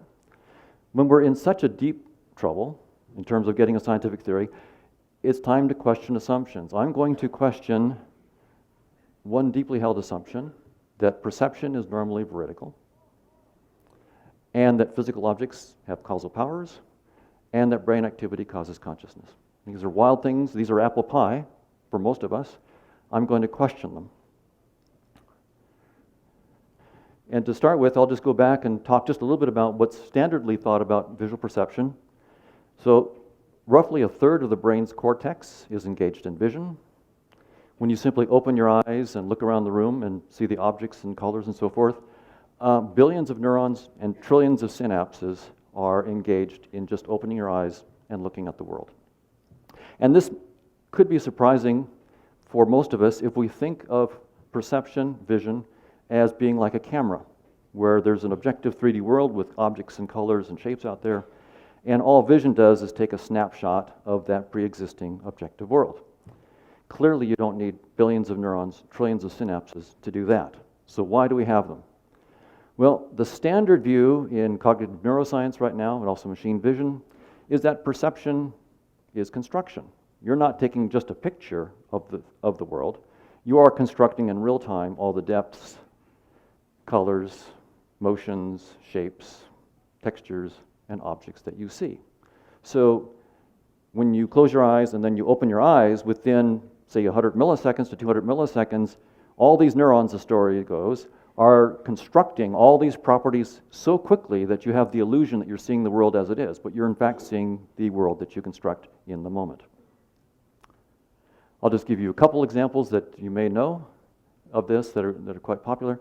The top and the bottom may look different shades of gray, but in fact they're identical, and you can close one eye and put your finger over the line between them, and you'll see that they're in fact identical shades of gray. So your visual system is constructing all the shades of gray that you see. It's not just a raw camera picture. And in this display, you may see blue bands with clear edges going across the screen. There are no blue bands. You're constructing those. The edges are your construction, and the faint blue is your construction as well. All I've done, nothing's moving. All the dots are static. I'm just changing the colors of dots from black to blue and blue to black. But I'm doing it in a regular way so that your visual system then goes to work and constructs these bands. And there's many, many examples. It's a fun talk to talk for an hour, just showing you tons of examples like this. Great stuff. What I've said so far is standard in the field. Perception is construction. It's also standard to say that our constructions of depth, shapes, colors, and motions are in fact reconstructions of the true depth, shapes, colors, and motions that are out there in the world. So the idea is that, yeah, perception is construction, but those constructions are really estimates of the true properties of a pre-existing physical world. And the argument typically given for why our perceptions are good estimates is an evolutionary argument. The idea is simply, those of our predecessors who didn't see as truly were at a competitive disadvantage vis-a-vis those who saw more truly. They were just a little bit less likely to have kids. And so over thousands of generations, we are the offspring of those who saw a little bit more truly, so we can, by and large, trust our perceptions, except when we're in psychology labs. So perception is generally vertical, and almost every vision scientist believes this. So just to give you a couple quotes, the standard textbook that's used in graduate studies in vision science by Steve Palmer says, evolutionarily speaking, visual perception is useful only if it's reasonably accurate. Indeed, vision is useful precisely because it's so accurate. By and large, what you see is what you get. When this is true, we have what's called veridical perception. This is almost always the case with vision. Geisler and Deal say, in general, perceptual estimates that are nearer the truth have greater utility, in an evolutionary sense, than those that are wide of the mark. And I have half a dozen other slides from other people all saying exactly the same thing. I think there's not a person in the field who's talked on this who hasn't said basically the same kind of thing. Evolution guarantees that our perceptions in the normal case, outside of psychology labs, are vertical to a good approximation. And I think that this misunderstands evolution completely. So here's a technical question. Does natural selection actually favor veridical perceptions? That's a technical question. We don't have to hand wave, we don't have to guess. Evolution is a mathematically precise theory. We have evolutionary game theory, genetic algorithms, and now the new science of evolutionary graph theory. We can create as many artificial worlds as we want. We can, with mathematical precision, create perceptual strategies that see all of the truth, part of the truth, whatever part of the truth we want, and some that see none of the truth, but are tuned to the fitness functions in our games. We can run millions of simulations and see who wins. So it's not a matter of intuition or guessing anymore. It's a matter of mathematical modeling. Before we get there, I'll just give you some intuitions, though, about why we might want to rethink about perception and true perceptions coming from evolution. This is the jewel beetle, Julodimorpha backwelli, that lives out in the Australian outback. As you can see, their wing casings are bumpy, glossy, and brown. The males fly, the females are flightless. The males fly around looking for females, and when they find an eligible female, they alight and mate. There's another species in the outback, Homo sapiens. The males of that species like full beer bottles. They don't like empties. They toss the empties out, and they call them stubbies, into the Australian outback. And those bottles, as you can see, are bumpy, glossy, and just the right shade of brown to cause this beetle to be quite excited. So what happened was the males swarmed the bottles, the females weren't getting any, and they had to pass laws. They had to pass laws or the species would have gone extinct very, very shortly. So here's a situation where the beetles had, the male beetles had been successfully finding females for hundreds of thousands, millions of years. It looked like their perceptual systems were really quite smart. In fact, they had a simple hack. Evolution had made their perceptual systems have this little trick. Look for something bumpy, glossy, and brown, the bigger the better. And that worked. In their niche, it worked. All you needed was a little disturbance to the niche, a few beer bottles, game over. They're gone without the laws being passed. And in fact, 99% of all species that have existed are gone. You might say, well, beetles, sure. Not mammals. And you know where this is going. I won't go on to this too much, but you get the idea. Okay. So there is reason to believe that maybe in some cases, not all of our perceptions are veridical insights into the nature of reality. I think Pinker has a good insight on this. Pinker, in his book, How the Mind Works, says we're organisms, not angels. Our minds are organs, not pipelines to the truth. Our minds evolved by natural selection to solve problems that were life and death matters to our ancestors, not to commune with correctness. I think that's the right point of view on this. So now we can test this. We can use evolutionary game theory. So as I said, we can first define perceptual strategies. We can talk about truth strategies and various nuanced versions. So it's not just truth versus no truth. As many nuanced versions as you want. With mathematical precision, we can spell them out. So we say what the worlds are, what the precise mathematical maps are from those worlds to the perceptions of the artificial organisms. So for example, we have many versions of truth, and something that I'll tell you about later called the interface doesn't see the truth, but it's tuned just to the fitness functions in the game. We have them compete, and we can charge them for various costs in time, information, and computation. There are no free bits of information. There is no free computation in general. Every calorie that you use to do computations and perception, you have to go out there, kill something, and eat it to get those calories. No free calories. And what we find, and this was published in the Journal of Theoretical Biology just a couple years ago, is that truth has a pathetic tendency to go extinct, pretty much all the time. Truth goes extinct. The only time it has a purchase is when truth happens to align with fitness. When the fitness function is some like monotonic function of the structure of truth, then truth can survive, but only because it accidentally is tuned to fitness. Otherwise, truth goes extinct. It's all about fitness. And the interface dominates. And when we do genetic algorithms, truth doesn't even arise. It doesn't even get a chance to compete. It's just not fit enough to even to evolve. So this then leads to a view from evolution of perception, not about truth, but about creating species-specific hacks, species-specific representation systems that are tuned only to the fitness contingencies for that organism, not to the truth. Truth is irrelevant. It's only the fitness that's relevant. And fitness, mathematically, for those who are interested, is a function from the objective world into the real line. So what we're looking at is perception being tuned to a function f on the real world as opposed to the real world itself. So why truth hurts? I'll just give you the bottom line is truth. Natural selection is about fitness. It's not about truth. That's almost just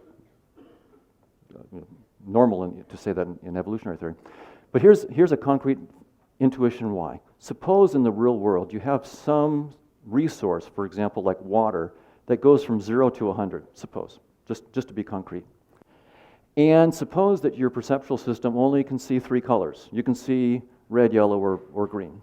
And suppose that you're trying to see the truth as close as you can. So you would like, for example, there's this order relationship in the world. This much water is less than this much water is less than this much water. There's this order relationship in terms of quantity of water. For your perceptions to mirror that structure of reality, you would need to do something like this, to have, say, all of these quantities mapped to your green perception, all of these quantities of water mapped to your yellow. That way, you know that when you see green, that means it's more water than yellow, which is more water than red. So you can actually infer about the truth from your perceptions. But suppose you don't care about the truth. Suppose you're only interested in the fitness, and I've written a fitness function as this Gaussian. So the idea is that too little water, you die of thirst. Too much water, you drown. In between, just right. So there's an optimal amount for fitness. Suppose that's the fitness function in the world. The truth is this linear order. And now you want to have a perceptual strategy that's tuned to fitness, not truth, and you only get 3 colors. Then what you're going to do is do it like this. Say green is going to be the high fitness resource, yellow the intermediate, and red the low. Now, if you look at your perceptions and you say you have a perception of red, you do not know if it's a lot of water or a little water. You don't know the truth. You don't care about the truth. All you know is that that's not fit, stay away.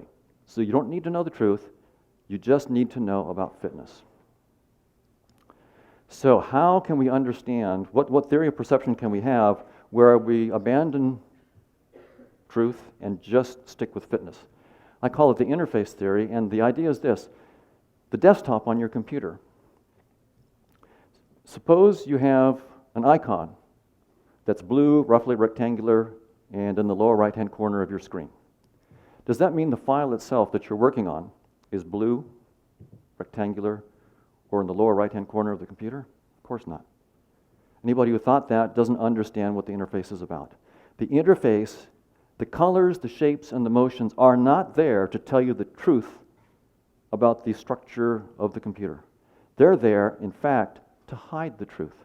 You do not want to know about the diodes, the resistors, all the megabytes of software. You don't want to know all that. It's too complicated. So this is the goal of perception, is to hide that complexity and to give you eye candy, in this species-specific symbols, that can guide adaptive behavior. So in that sense, they're giving you a guide to the truth, but not by resembling the truth, but simply by giving you access to fitness. So it's about fitness, not about the structure of the world.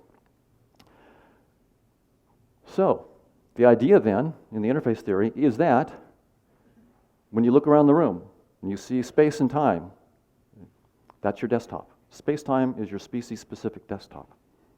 It's just a hack. Physical objects are nothing but the icons on the desktop. To ask whether this podium, the shape and the color is the true shape and color is the same mistake as asking whether the blue icon is the right color for the file. It's the same mistake.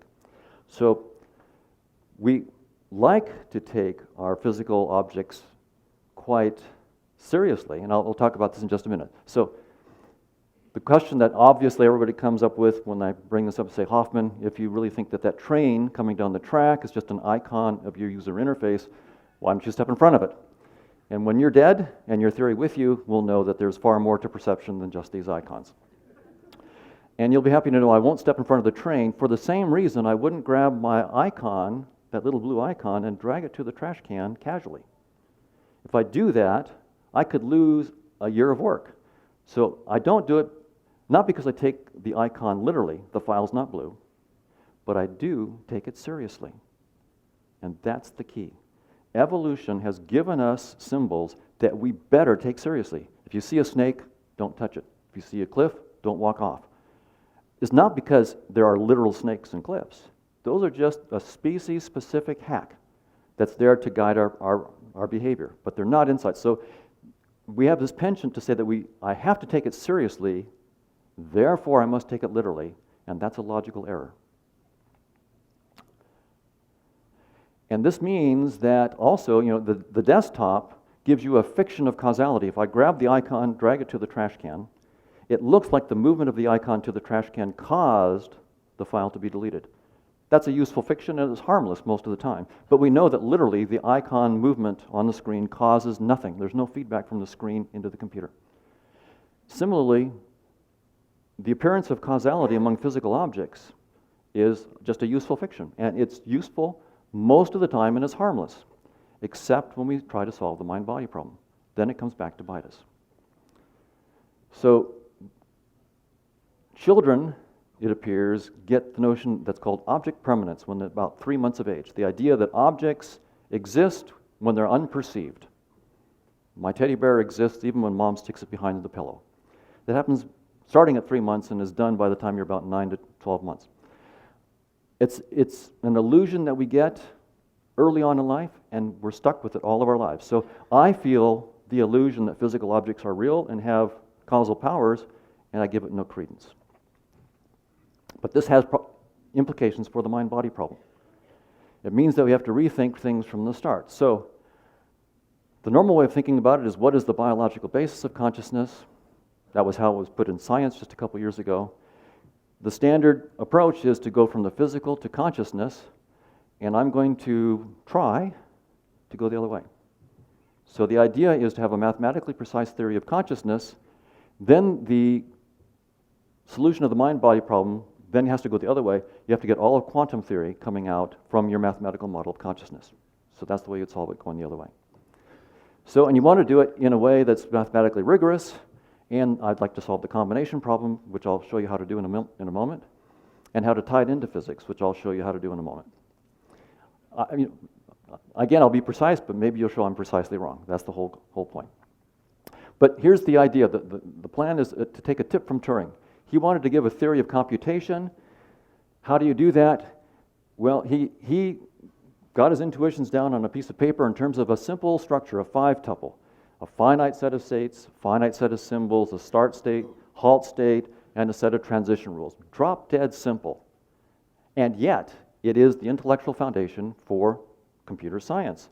And it leads to, well, first he proposed, and others, the Church-Turing thesis that said that anything that's computable can be computed by this drop dead simple formalism that captured intuitions about computation. And then it led to amazing insights, like there's a universal Turing machine, which now our laptops are doing, and unsolvable problems, uncomputable problems like the halting problem. So the idea then is to come up with a theory of consciousness that's completely rigorous so that you can find out why it's wrong. So the intuitions. I'm buying the hard problem. So there really are experiences, and our experiences are the basis on which we take actions. Those actions influence the world, and the world influences our perceptions, our experiences. I'm trying to keep it as simple as the Turing machine, but in this domain. So I'm going to just replace the world with the W, experiences with an X, and those actions with a G. And I'm going to try to make this as simple as possible mathematically. There'll be a map from the world to X that I'll call P, and it will be like a function, except that it will allow that for a given state of W, it might give you a probability on different experiences that you have, okay? So not just a single experience, it could give you probabilities. The right mathematical thing to do that's called a Markovian kernel. Similarly, given a certain experience that I'm having, there'll be a probability given by this map D on certain actions that I might take. Sometimes I might take a single action, but sometimes there might be a probability on certain actions. So again, a Markovian kernel here, and then when I take an action, there's a probability for different states in the world to occur, and I'm going to assume that this thing, I can count my experiences. That's the whole mathematical structure.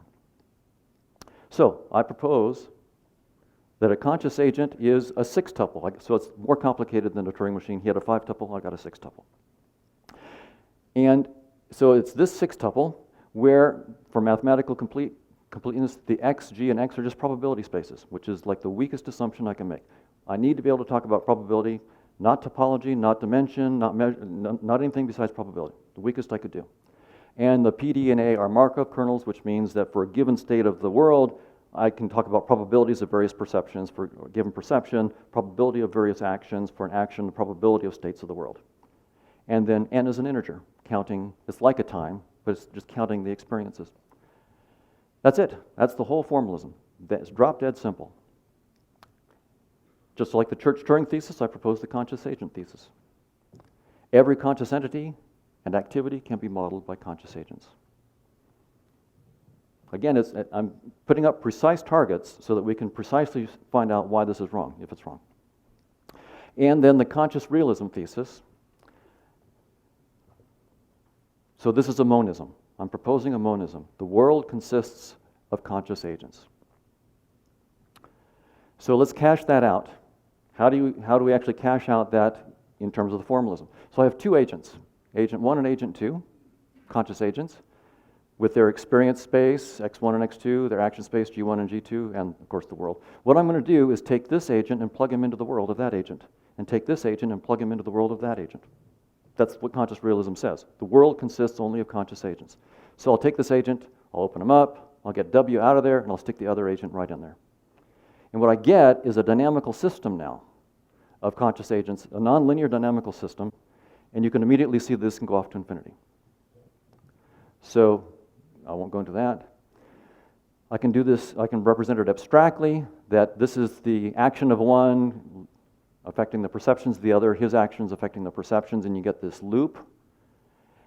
And it leads to, you can do two agents, you can do three agents. Here's the first agent, the second agent, and the third agent interacting in a loop. Here they can interact in all possible combinations. In the previous one, agent 1 only talked to agent 2, 2 to 3, and 3 to 1. But now you can have a situation where 1 talks to 2 and 3, 2 talks to 1 and 3, and so forth. So completely connected. You can have 4 completely connected, and so on. It goes off to infinity. So you can have a countable set of these, an uncountable set of these interacting in graphs. You can model introspection. So if I have the same thing I just showed you, these two agents interacting, it's a theorem, and I can, if there's time in Q&A, I can go through it. It's a theorem that it leads to a single new agent. So this is actually a concrete solution to the combination problem.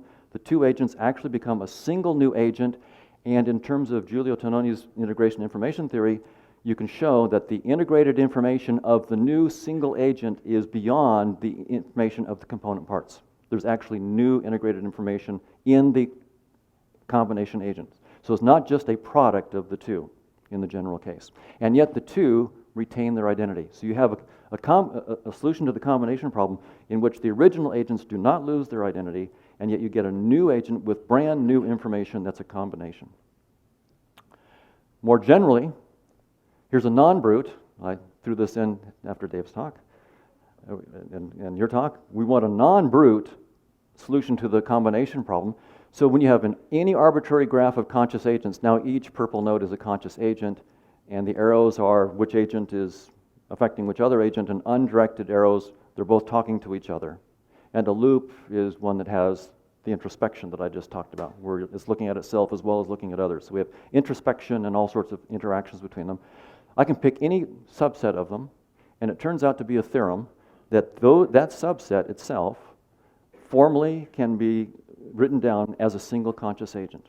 Again, a solution to the combination problem. So there's nothing new, there's no new brute requirement. It's the definition of conscious agent just applied to those components, and it falls out of the definition. Nothing brute. So given any pseudograph of conscious agents, any subset, whether they're adjacent or not, connected or not, can be formed into a new single conscious agent. That's the combination. So conscious agent networks, it turns out, it's a theorem, have at least the formal power of a universal Turing machine. The reason I can prove that is that they can mimic cellular automata as a special case, and it's a theorem that cellular automata are universal. Therefore, conscious agent networks can provide a formal framework for redoing every cognitive science model that we have. In other words, it's a framework for all the easy problems in terms of, attention, perception, memory, and learning and so forth, taken just as computational problems, not as the hard problem. What's interesting is every new conscious agent model is itself, by the combination theorem, a new conscious agent. So this provides an object-oriented approach to theory building, which is an interesting new approach to cognitive science. Quickly, how this ties to physics. So this is, and what happens then. So combination is what happens next, and then physics is what happens next, and it's what I'm working on. So suppose I have two agents. This is the experiences of the first agent. He's only got one bit. He can see 0 or 1. He has only two actions, 0 or 1. This agent can experience 0, 1, act 0, 1. This is an identity map, and this is the negation map. It takes 0 to 1, 1 to 0. This is like one of the simplest conscious agent networks you could possibly have, just to make things, but they can be as complicated as you want. It turns out that when you look at the asymptotic behavior, that's when you get the integrated information being non-trivial in the Tononi sense. And you get, even in the simple case, you get two absorbing sets where the state goes from the first one is 0, the second one is 0, third one, so 0, 0, 0, 0 goes to 0, 1, 0, 0, and so forth, and it just cycles around, or you get this kind of cyclic behavior. And it turns out in general, you'll find this kind of asymptotic behavior in these. And I'm going to go through this quickly, we're out of time, but this is just from Markov chain theory. This is the equation that describes the asymptotic behavior of these Markov dynamics of conscious agents. It's called eigenfunctions, where S are the states, like 0, 0, so forth. D is the cycle period, like 8 in the example I just gave you. K is an integer between 1 and D, and N is the time step. Now, the kinds of tie-ins with physics that now this is where, I'm trying to make the tie-in with physics, and this is work to be done. Here's the wave function of the quantum-free particle. Here's the conscious agent asymptotics. The equations are formally identical. And this allows us to make first the assumption, or the claim, to be falsified, that quantum mechanics represents the asymptotic behavior of conscious agents. But I have the whole behavior, not just the asymptotic, which means I should be able to make new predictions. So this means that I can actually go through and make clean tie-in between, for example, the states of my agents and space,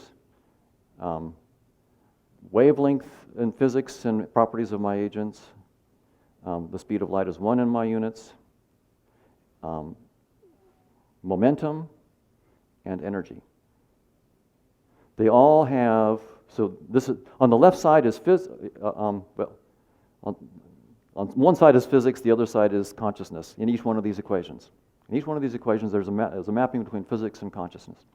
Where am I going with this? That was non-relativistic. The relativistic, I want to, and this is again work to be done. I'd love to get a physicist working with me on this. But this is again what's more, what's next. Get two conscious agents working together like this. You can get what's called a geometric algebra of signature 2, 4. And it turns out that this is the geometry of the space-time conformal representation of quantum mechanics. So it gives you massless, supersymmetric representations in quantum mechanics. So I'm going to try to make the tie-in between pairs of conscious agents and supersymmetric models of quantum physics, and try to get Dirac spinors and eventually even Penrose twisters coming out of it. So for future work, trying to get a map from these conscious agent networks to quantum field theory, everybody wants quantum gravity, and then a generalized evolutionary theory, because I've got to rework evolutionary theory.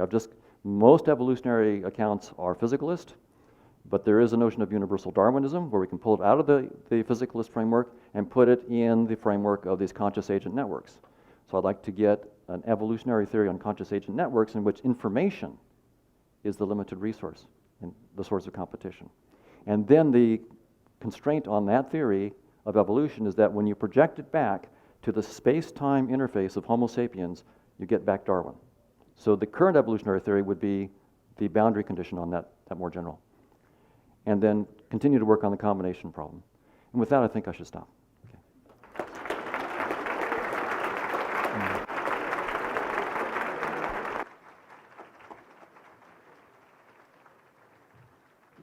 Let's have Dave and Dan come up, and we'll have a little panel and a few questions from the audience. And we're going to run late, but we'll push the concurrence back.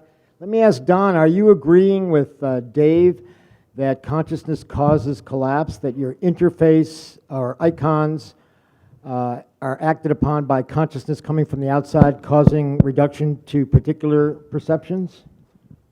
Yes, by claiming that consciousness is fundamental and the claim of conscious realism is that it's a monism. So all that exists is consciousness. So the only thing that could ever collapse anything would be consciousness itself, and the only thing that could be collapsed would be a representation from consciousness.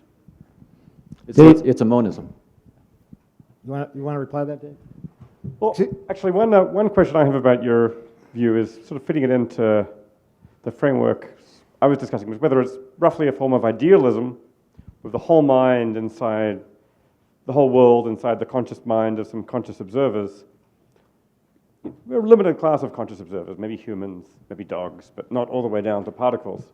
Or rather, whether it's a form of panpsychism with conscious agents all the way down. So I'm a conscious agent, you're a conscious agent, and there turns out to be a separate conscious agent for every photon and every quark and every fundamental particle, because these look like quite different views in the end. Yes, I think it's neither, but it's closer to the panpsychism. It's consciousness all the way down. The reason I don't want to say it's actually panpsychism is that I don't say that there are photons or quarks or anything like that that exists apart from consciousness. So space-time itself is nothing but a species-specific hack. And anything that's in space-time, including particles, is nothing but a representation of consciousness. So it's not that the individual physical entities exist apart from consciousness and also have consciousness. Every now and then we discover something new in the physical world, right? Maybe we make observations of the Big Bang, or we discover a new fundamental particle, or we go to a new part of the universe. And the question is, what's going on then? On one view, that was already part of our conscious minds. Somehow the Higgs boson or those gravitational waves at the Big Bang were represented in the back of the unconscious depths of my conscious mind, and it's just coming to the surface.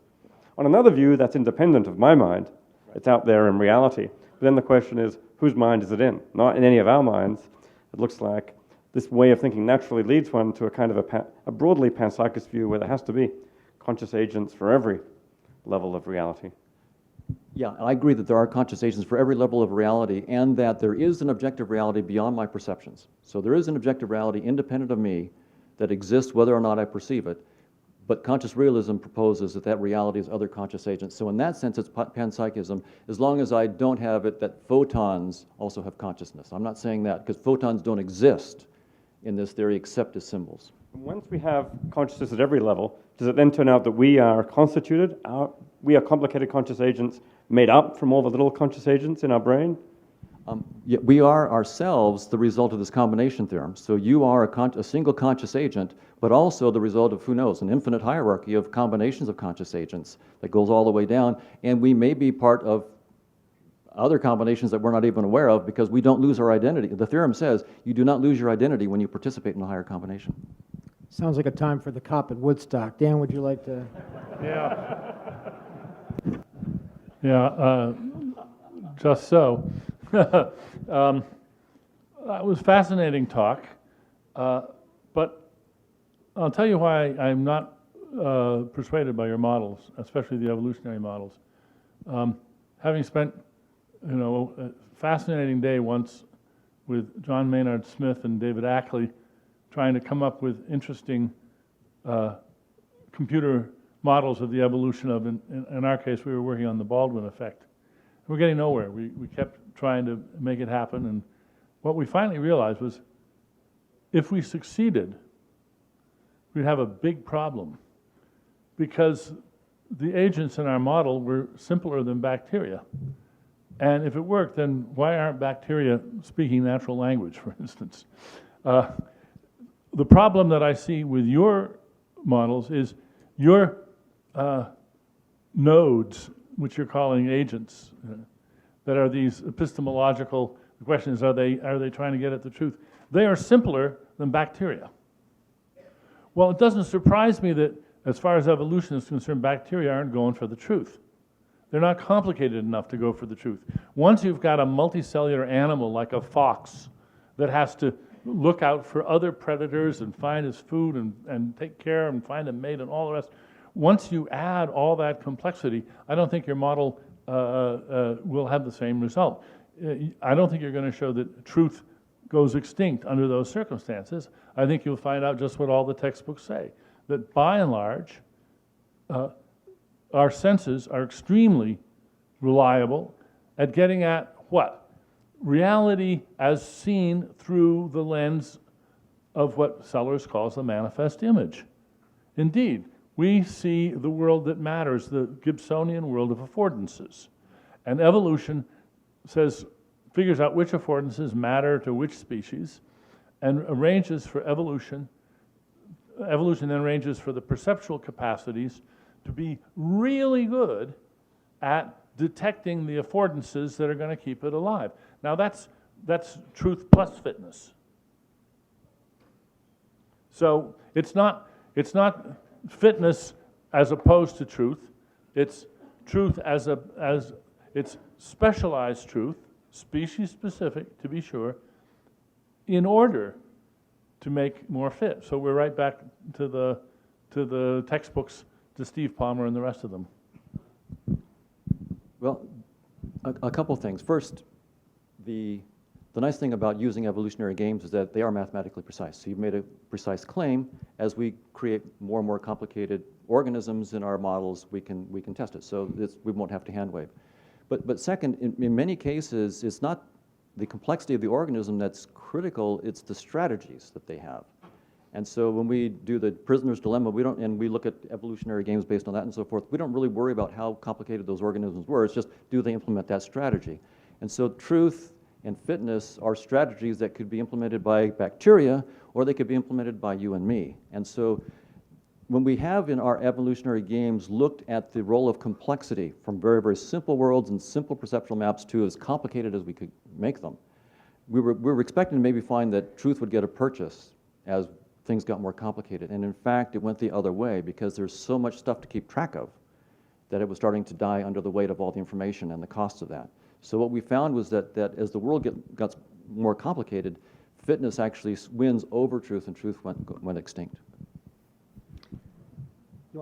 Well, just one. I'm going to have to look at the models carefully. My hunch is that, like most of those models, they're helping themselves to epistemological language when there's no clear justification for it. Deepak. So, John, would it be fair to summarize? Louder. I don't think it's on. Would it be? Can you hear me? No. John, can you hear me? Not very well.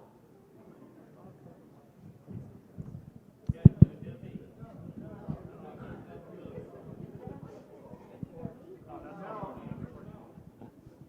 Would it be fair to summarize your model of conscious realism by just the following statement? Consciousness creates the activities of the brain and the objects of the world. It certainly is the case that instead of saying that brain activity causes consciousness, I'm forced to say that consciousness comes first and that neurons are symbols that's created by consciousness. So in supervenience terms, the typical supervenience relationship is that consciousness supervenes on brain activity. I'm reversing that. I'm saying that brain activity supervenes on consciousness. Are conscious agents qualia gestalts species? Are conscious agents qualia gestalts species specific Yeah, the with idea... their own qualia vocabulary? Right, so the idea would be that evolution shapes different organisms according to their niche with perceptual systems that deal with the fitness issues that they need to deal with in their niche. So they are species specific in that sense, absolutely. Sue. Stand up. It's unfair that Don gets all the questions because he was last, but I'm afraid that's in my mind too. You seem to be saying that Higgs bosons and the Big Bang and so on come out of consciousness, but you've also said that there is a physical world. Can you say anything about what that is? So the idea, what we call the physical world, is a species-specific projection of this vast range of conscious agents that are interacting into the space-time framework of Homo sapiens. So that's what we call physics, is that projection into our space-time framework. Projection of what? You also Of conscious agents. So the idea is, as a conscious agent, I have finite representational capacities, whereas I'm proposing that the set of conscious agents is infinite. So that means there's an infinite objective reality out there. I have finite resources, so most of it I don't represent. And that's why we talk about unconscious processing, right? So we say that much of brain processing is unconscious. What we're doing is we're mistaking a limit of our perceptions for an insight into reality. It's just a limit of our perceptions. Of course, we can't see everything, but as a species, we have the penchant of saying that the way I perceive it must be the way it is. So the idea then is that it's all species specific, and I'll just leave it at that. Yeah. I want to specifically address species specific. I was with you when you first started going down that path until you failed to take what I think was a rather well-known detour. And that is, yes, for every species, for the myopic anteater for whom ant is a mass term, just more ant, to the insectivorous bird for whom insects are individuals, evolution sculpts the affordances that matter given that organism's equipment and needs. That's so far, we're all species specific. In the case of one species, and one species only, Homo sapiens, we have, because we have language, have learned to compare notes, have got the concept of truth, which probably no other species has anything like it. And we've begun to appreciate the very fact that I just articulated, that you've said, and realize that there is a way to leverage ourselves, bootstrap ourselves out of our species-specific predicament. And this has had wonderful results. We've invented microscopes and telescopes and infrared, and the whole of the scientific image, what Sellers calls the scientific image, is the product of that wonderful effort by one species to overcome the species-specific limitations that evolution has granted it. We can measure to n decimal places how far off accurate somebody's vision is, how somebody's hearing. We can measure which part of the spectrum their vision is sensitive to and which it isn't. This creates our belief in the objective reality of the world as described in the scientific image. But you don't take that path, and I don't know why not. Right. I don't take that path because I take space and time to be, and the predicates of space and time, to be a species-specific adaptation and not an insight. So in physics, of course, we will then take it to the next step. We'll use group theory, Euclidean group, Poincaré group, and other groups to extend the predicates of perception to the more general case, but there's still the predicates that we inherited. So I think the intellectual history of our species is slowly giving up the idea that the way we perceive the world is the way it is. So we thought about flat Earth. Why? Because that's the way it looks. We gave that up. It was hard, but we gave it up. Then we had to give up geocentric universe, and people died over that one. And again, why was it so hard to give up? It sure looked like the sun and the moon and the stars went around the Earth. It was hard for us to give that up. I'm saying the next step is space and time themselves. Flat Earth and geocentric universe were just warm-ups. Now as a species, we have to give up space and time and physical objects themselves because, okay. But I hasten to say, in a mathematically rigorous way, right? So what I want to do is to take my theory of conscious agents and get back not less, but more than quantum field theory and eventually quantum gravity. So the burden on me is to get everything that current physics has gotten, but to understand that all the precision that you talked about is just a precision of a interface adapted for fitness, not truth. Okay. This is lots of people in from the audience, I think. This is a question for Dennett. Can you venture a guess as to when you think people got that cognitive illusion, as you said, and who else may be prone to the same illusion?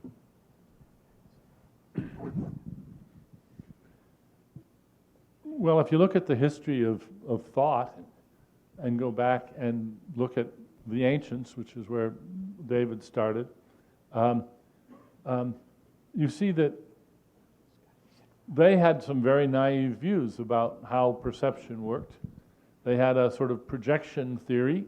Of course, Hume famously said the mind spreads itself upon the world, but he meant that metaphorically. I do hope and I do believe. But earlier people had seen it the other way around, as something going out from the eyes rather than photons going in and being processed. They saw something marvelous and magical going out. So I think that there have been deep-seated illusions, cognitive illusions about the nature of experience for as long as we can recover in recorded history.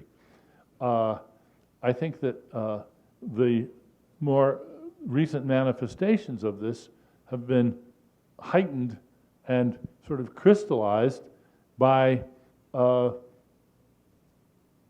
ideological warfare of a sort of propaganda campaigns, which have driven home to people these images of, for instance, the hard problem. It's very catchy, but I think that's all it is.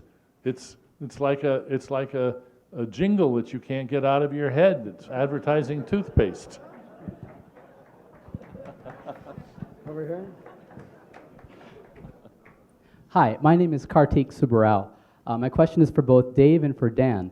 To the extent that you're self-aware, why do you study consciousness? Why is it personally important to you? Thank you. Number one, I think it's the single most interesting problem in the universe. But number two, I think, okay, it's the central datum of our existence. And maybe this is the biggest difference between me and Dan, is that I take consciousness basically to be a datum, which is by its nature to be explained and not to be explained away. You know, there are all these facts about behavior and functioning, to be sure, which is great to have a theory of, but then there is subjective experience, datum, to be explained. So one, it's at the very center of our universe, and two, it is the single thing we do not understand. I actually started out in physics and mathematics and used to think, wouldn't it be great to be studying this stuff 300 or 400 years ago when we were just beginning to understand it? And there's a lot we don't understand now about in physics and mathematics, but it feels like in some sense, you know, we're filling in the picture. Consciousness is the phenomenon in the universe that we do not understand. That maybe in 200 years' time, we'll get lucky and say, yes, it was at that Tucson conference in 2014 when Don Hoffman finally solved it, or when Dan Dennett cleaned it up for once and for all. Anyway, it seems to me that this is the subject right now for someone who's especially intellectually curious. Well, I agree with David. It's the most interesting problem I know, and the most interesting unsolved set of problems that I know.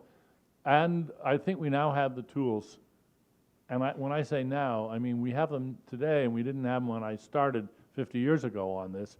We're getting new tools for making progress on this every year, both mountains of data and new conceptual schemes, new ways of thinking about computation. We're getting away from simple-minded theories of computation and all the rest. So I think it's a golden age for solving the easy problems, which are the only problems that really exist. And they're none too easy. They're none too easy. One example, if you read David Huron's book, Sweet Anticipation, it's about music in the brain, and there he will explain to you why do, re, mi, fa, sol, la, and ti, and do have the qualia that they have. He deconstructs the qualia of the scale tones. Now, a lot of philosophers say, that's impossible, it's inconceivable. No, that's a failure of imagination on their part to think so. But the other reason I think the problem of consciousness is so hard, I didn't get to this, it was one of my last slides, is that for many people, it's not a scientific issue. It's a sort of an aesthetic issue, or more particularly, it's a moral issue. A lot of people, and be honest with yourselves, they really don't want type A materialism to be true because they think the vision of us as, meat machines is demeaning and leads to nihilism, and that you can't have free will and love and meaning in that world. That, I think, is a big mistake. And of course, anybody who knows my work knows that I have tried all along to show, yes, this view is friendly to meaning, to free will, to morality, all of these good things. You don't have to have a mysterious mind pearl to make sense of those things. So I continue in my deliberately conservative way to try to be a type A materialist. I don't see any insuperable obstacles standing in the way, and I see a lot of progress. And I'm sure the rest of you are having fun with your theories, but I don't see that they're needed, and so that's good too, because I got to admit, it would be an awful lot of work for me to understand Donald's theory. Burton Voorhees. I guess I do agree that we're making more progress on the easy problems than on the hard problem. That's because they're easier. I mean, what do you expect? But I do want to disagree on this one last point, the thought that it's somehow a moral or quasi-religious need for reductionism to be false. I think this is just brought out to be wrong sociologically. Look at all the people I mentioned, the Pinkers, the Kurzweils, the Cricks, the Kochs. These are people who really want some form of reductionism or materialism to be true. There's a deep-seated aching for all this stuff to be explained in terms of the brain or computation and so on. But even these people, at the end of the day, say, well, there is just scientifically, intellectually, philosophically, a residual issue here. And I don't think it's particularly plausible. This is a little vestige of religion or moral fear. And then it's just paying attention to the data and saying, we've got to explain the data to be explained.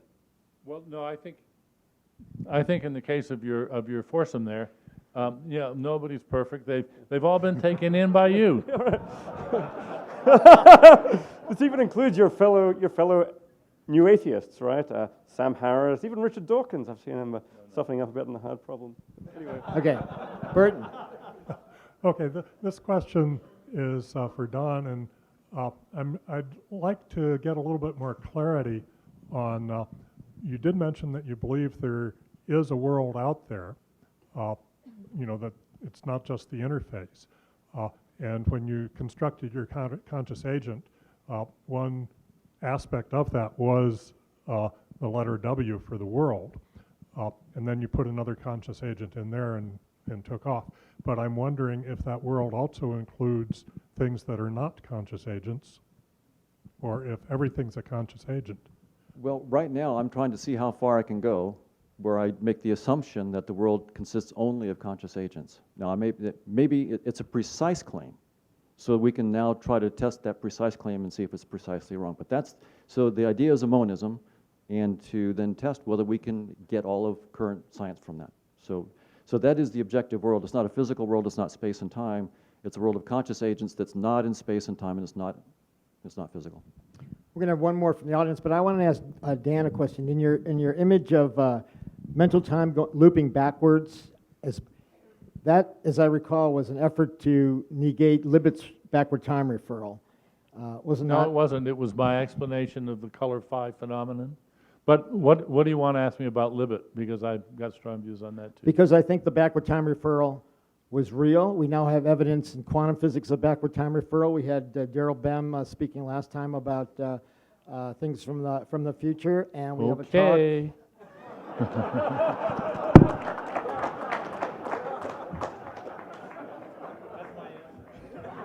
So you're ignoring facts. Those are facts. Those are evidence. It's a fact, I gather, from what you say, that Daryl Bem gave a talk. I accept that. You won't be here, but there's a talk Thursday morning about backward time effects. You should stay. So my question is actually about the very interesting coleopterans from the outback who are making a very conscious decision to mate with the beer bottles rather than with the females. Still, we made a very conscious decision of interfering to save the species. So where is the evolutionary gain or loss from having consciousness? Oh, where is the evolutionary gain or loss from having consciousness? Okay, so if I may restate, if you can hear me, I was wondering about the conscious decision that the beetles made to mate with the bottles rather than with the females. I mean, they may be trying to save the world by not procreating, till we interfered with our consciousness. So where is sort of the evolutionary benefit of that? Is it more of a cost? Is it a benefit? This concept of consciousness. I'm not sure how to answer that question. I can say that if conscious realism is correct, then the only thing that has evolved is consciousness. And the standard evolutionary theory will have to come out as a special case when we project an evolutionary of consciousness theory onto space and time.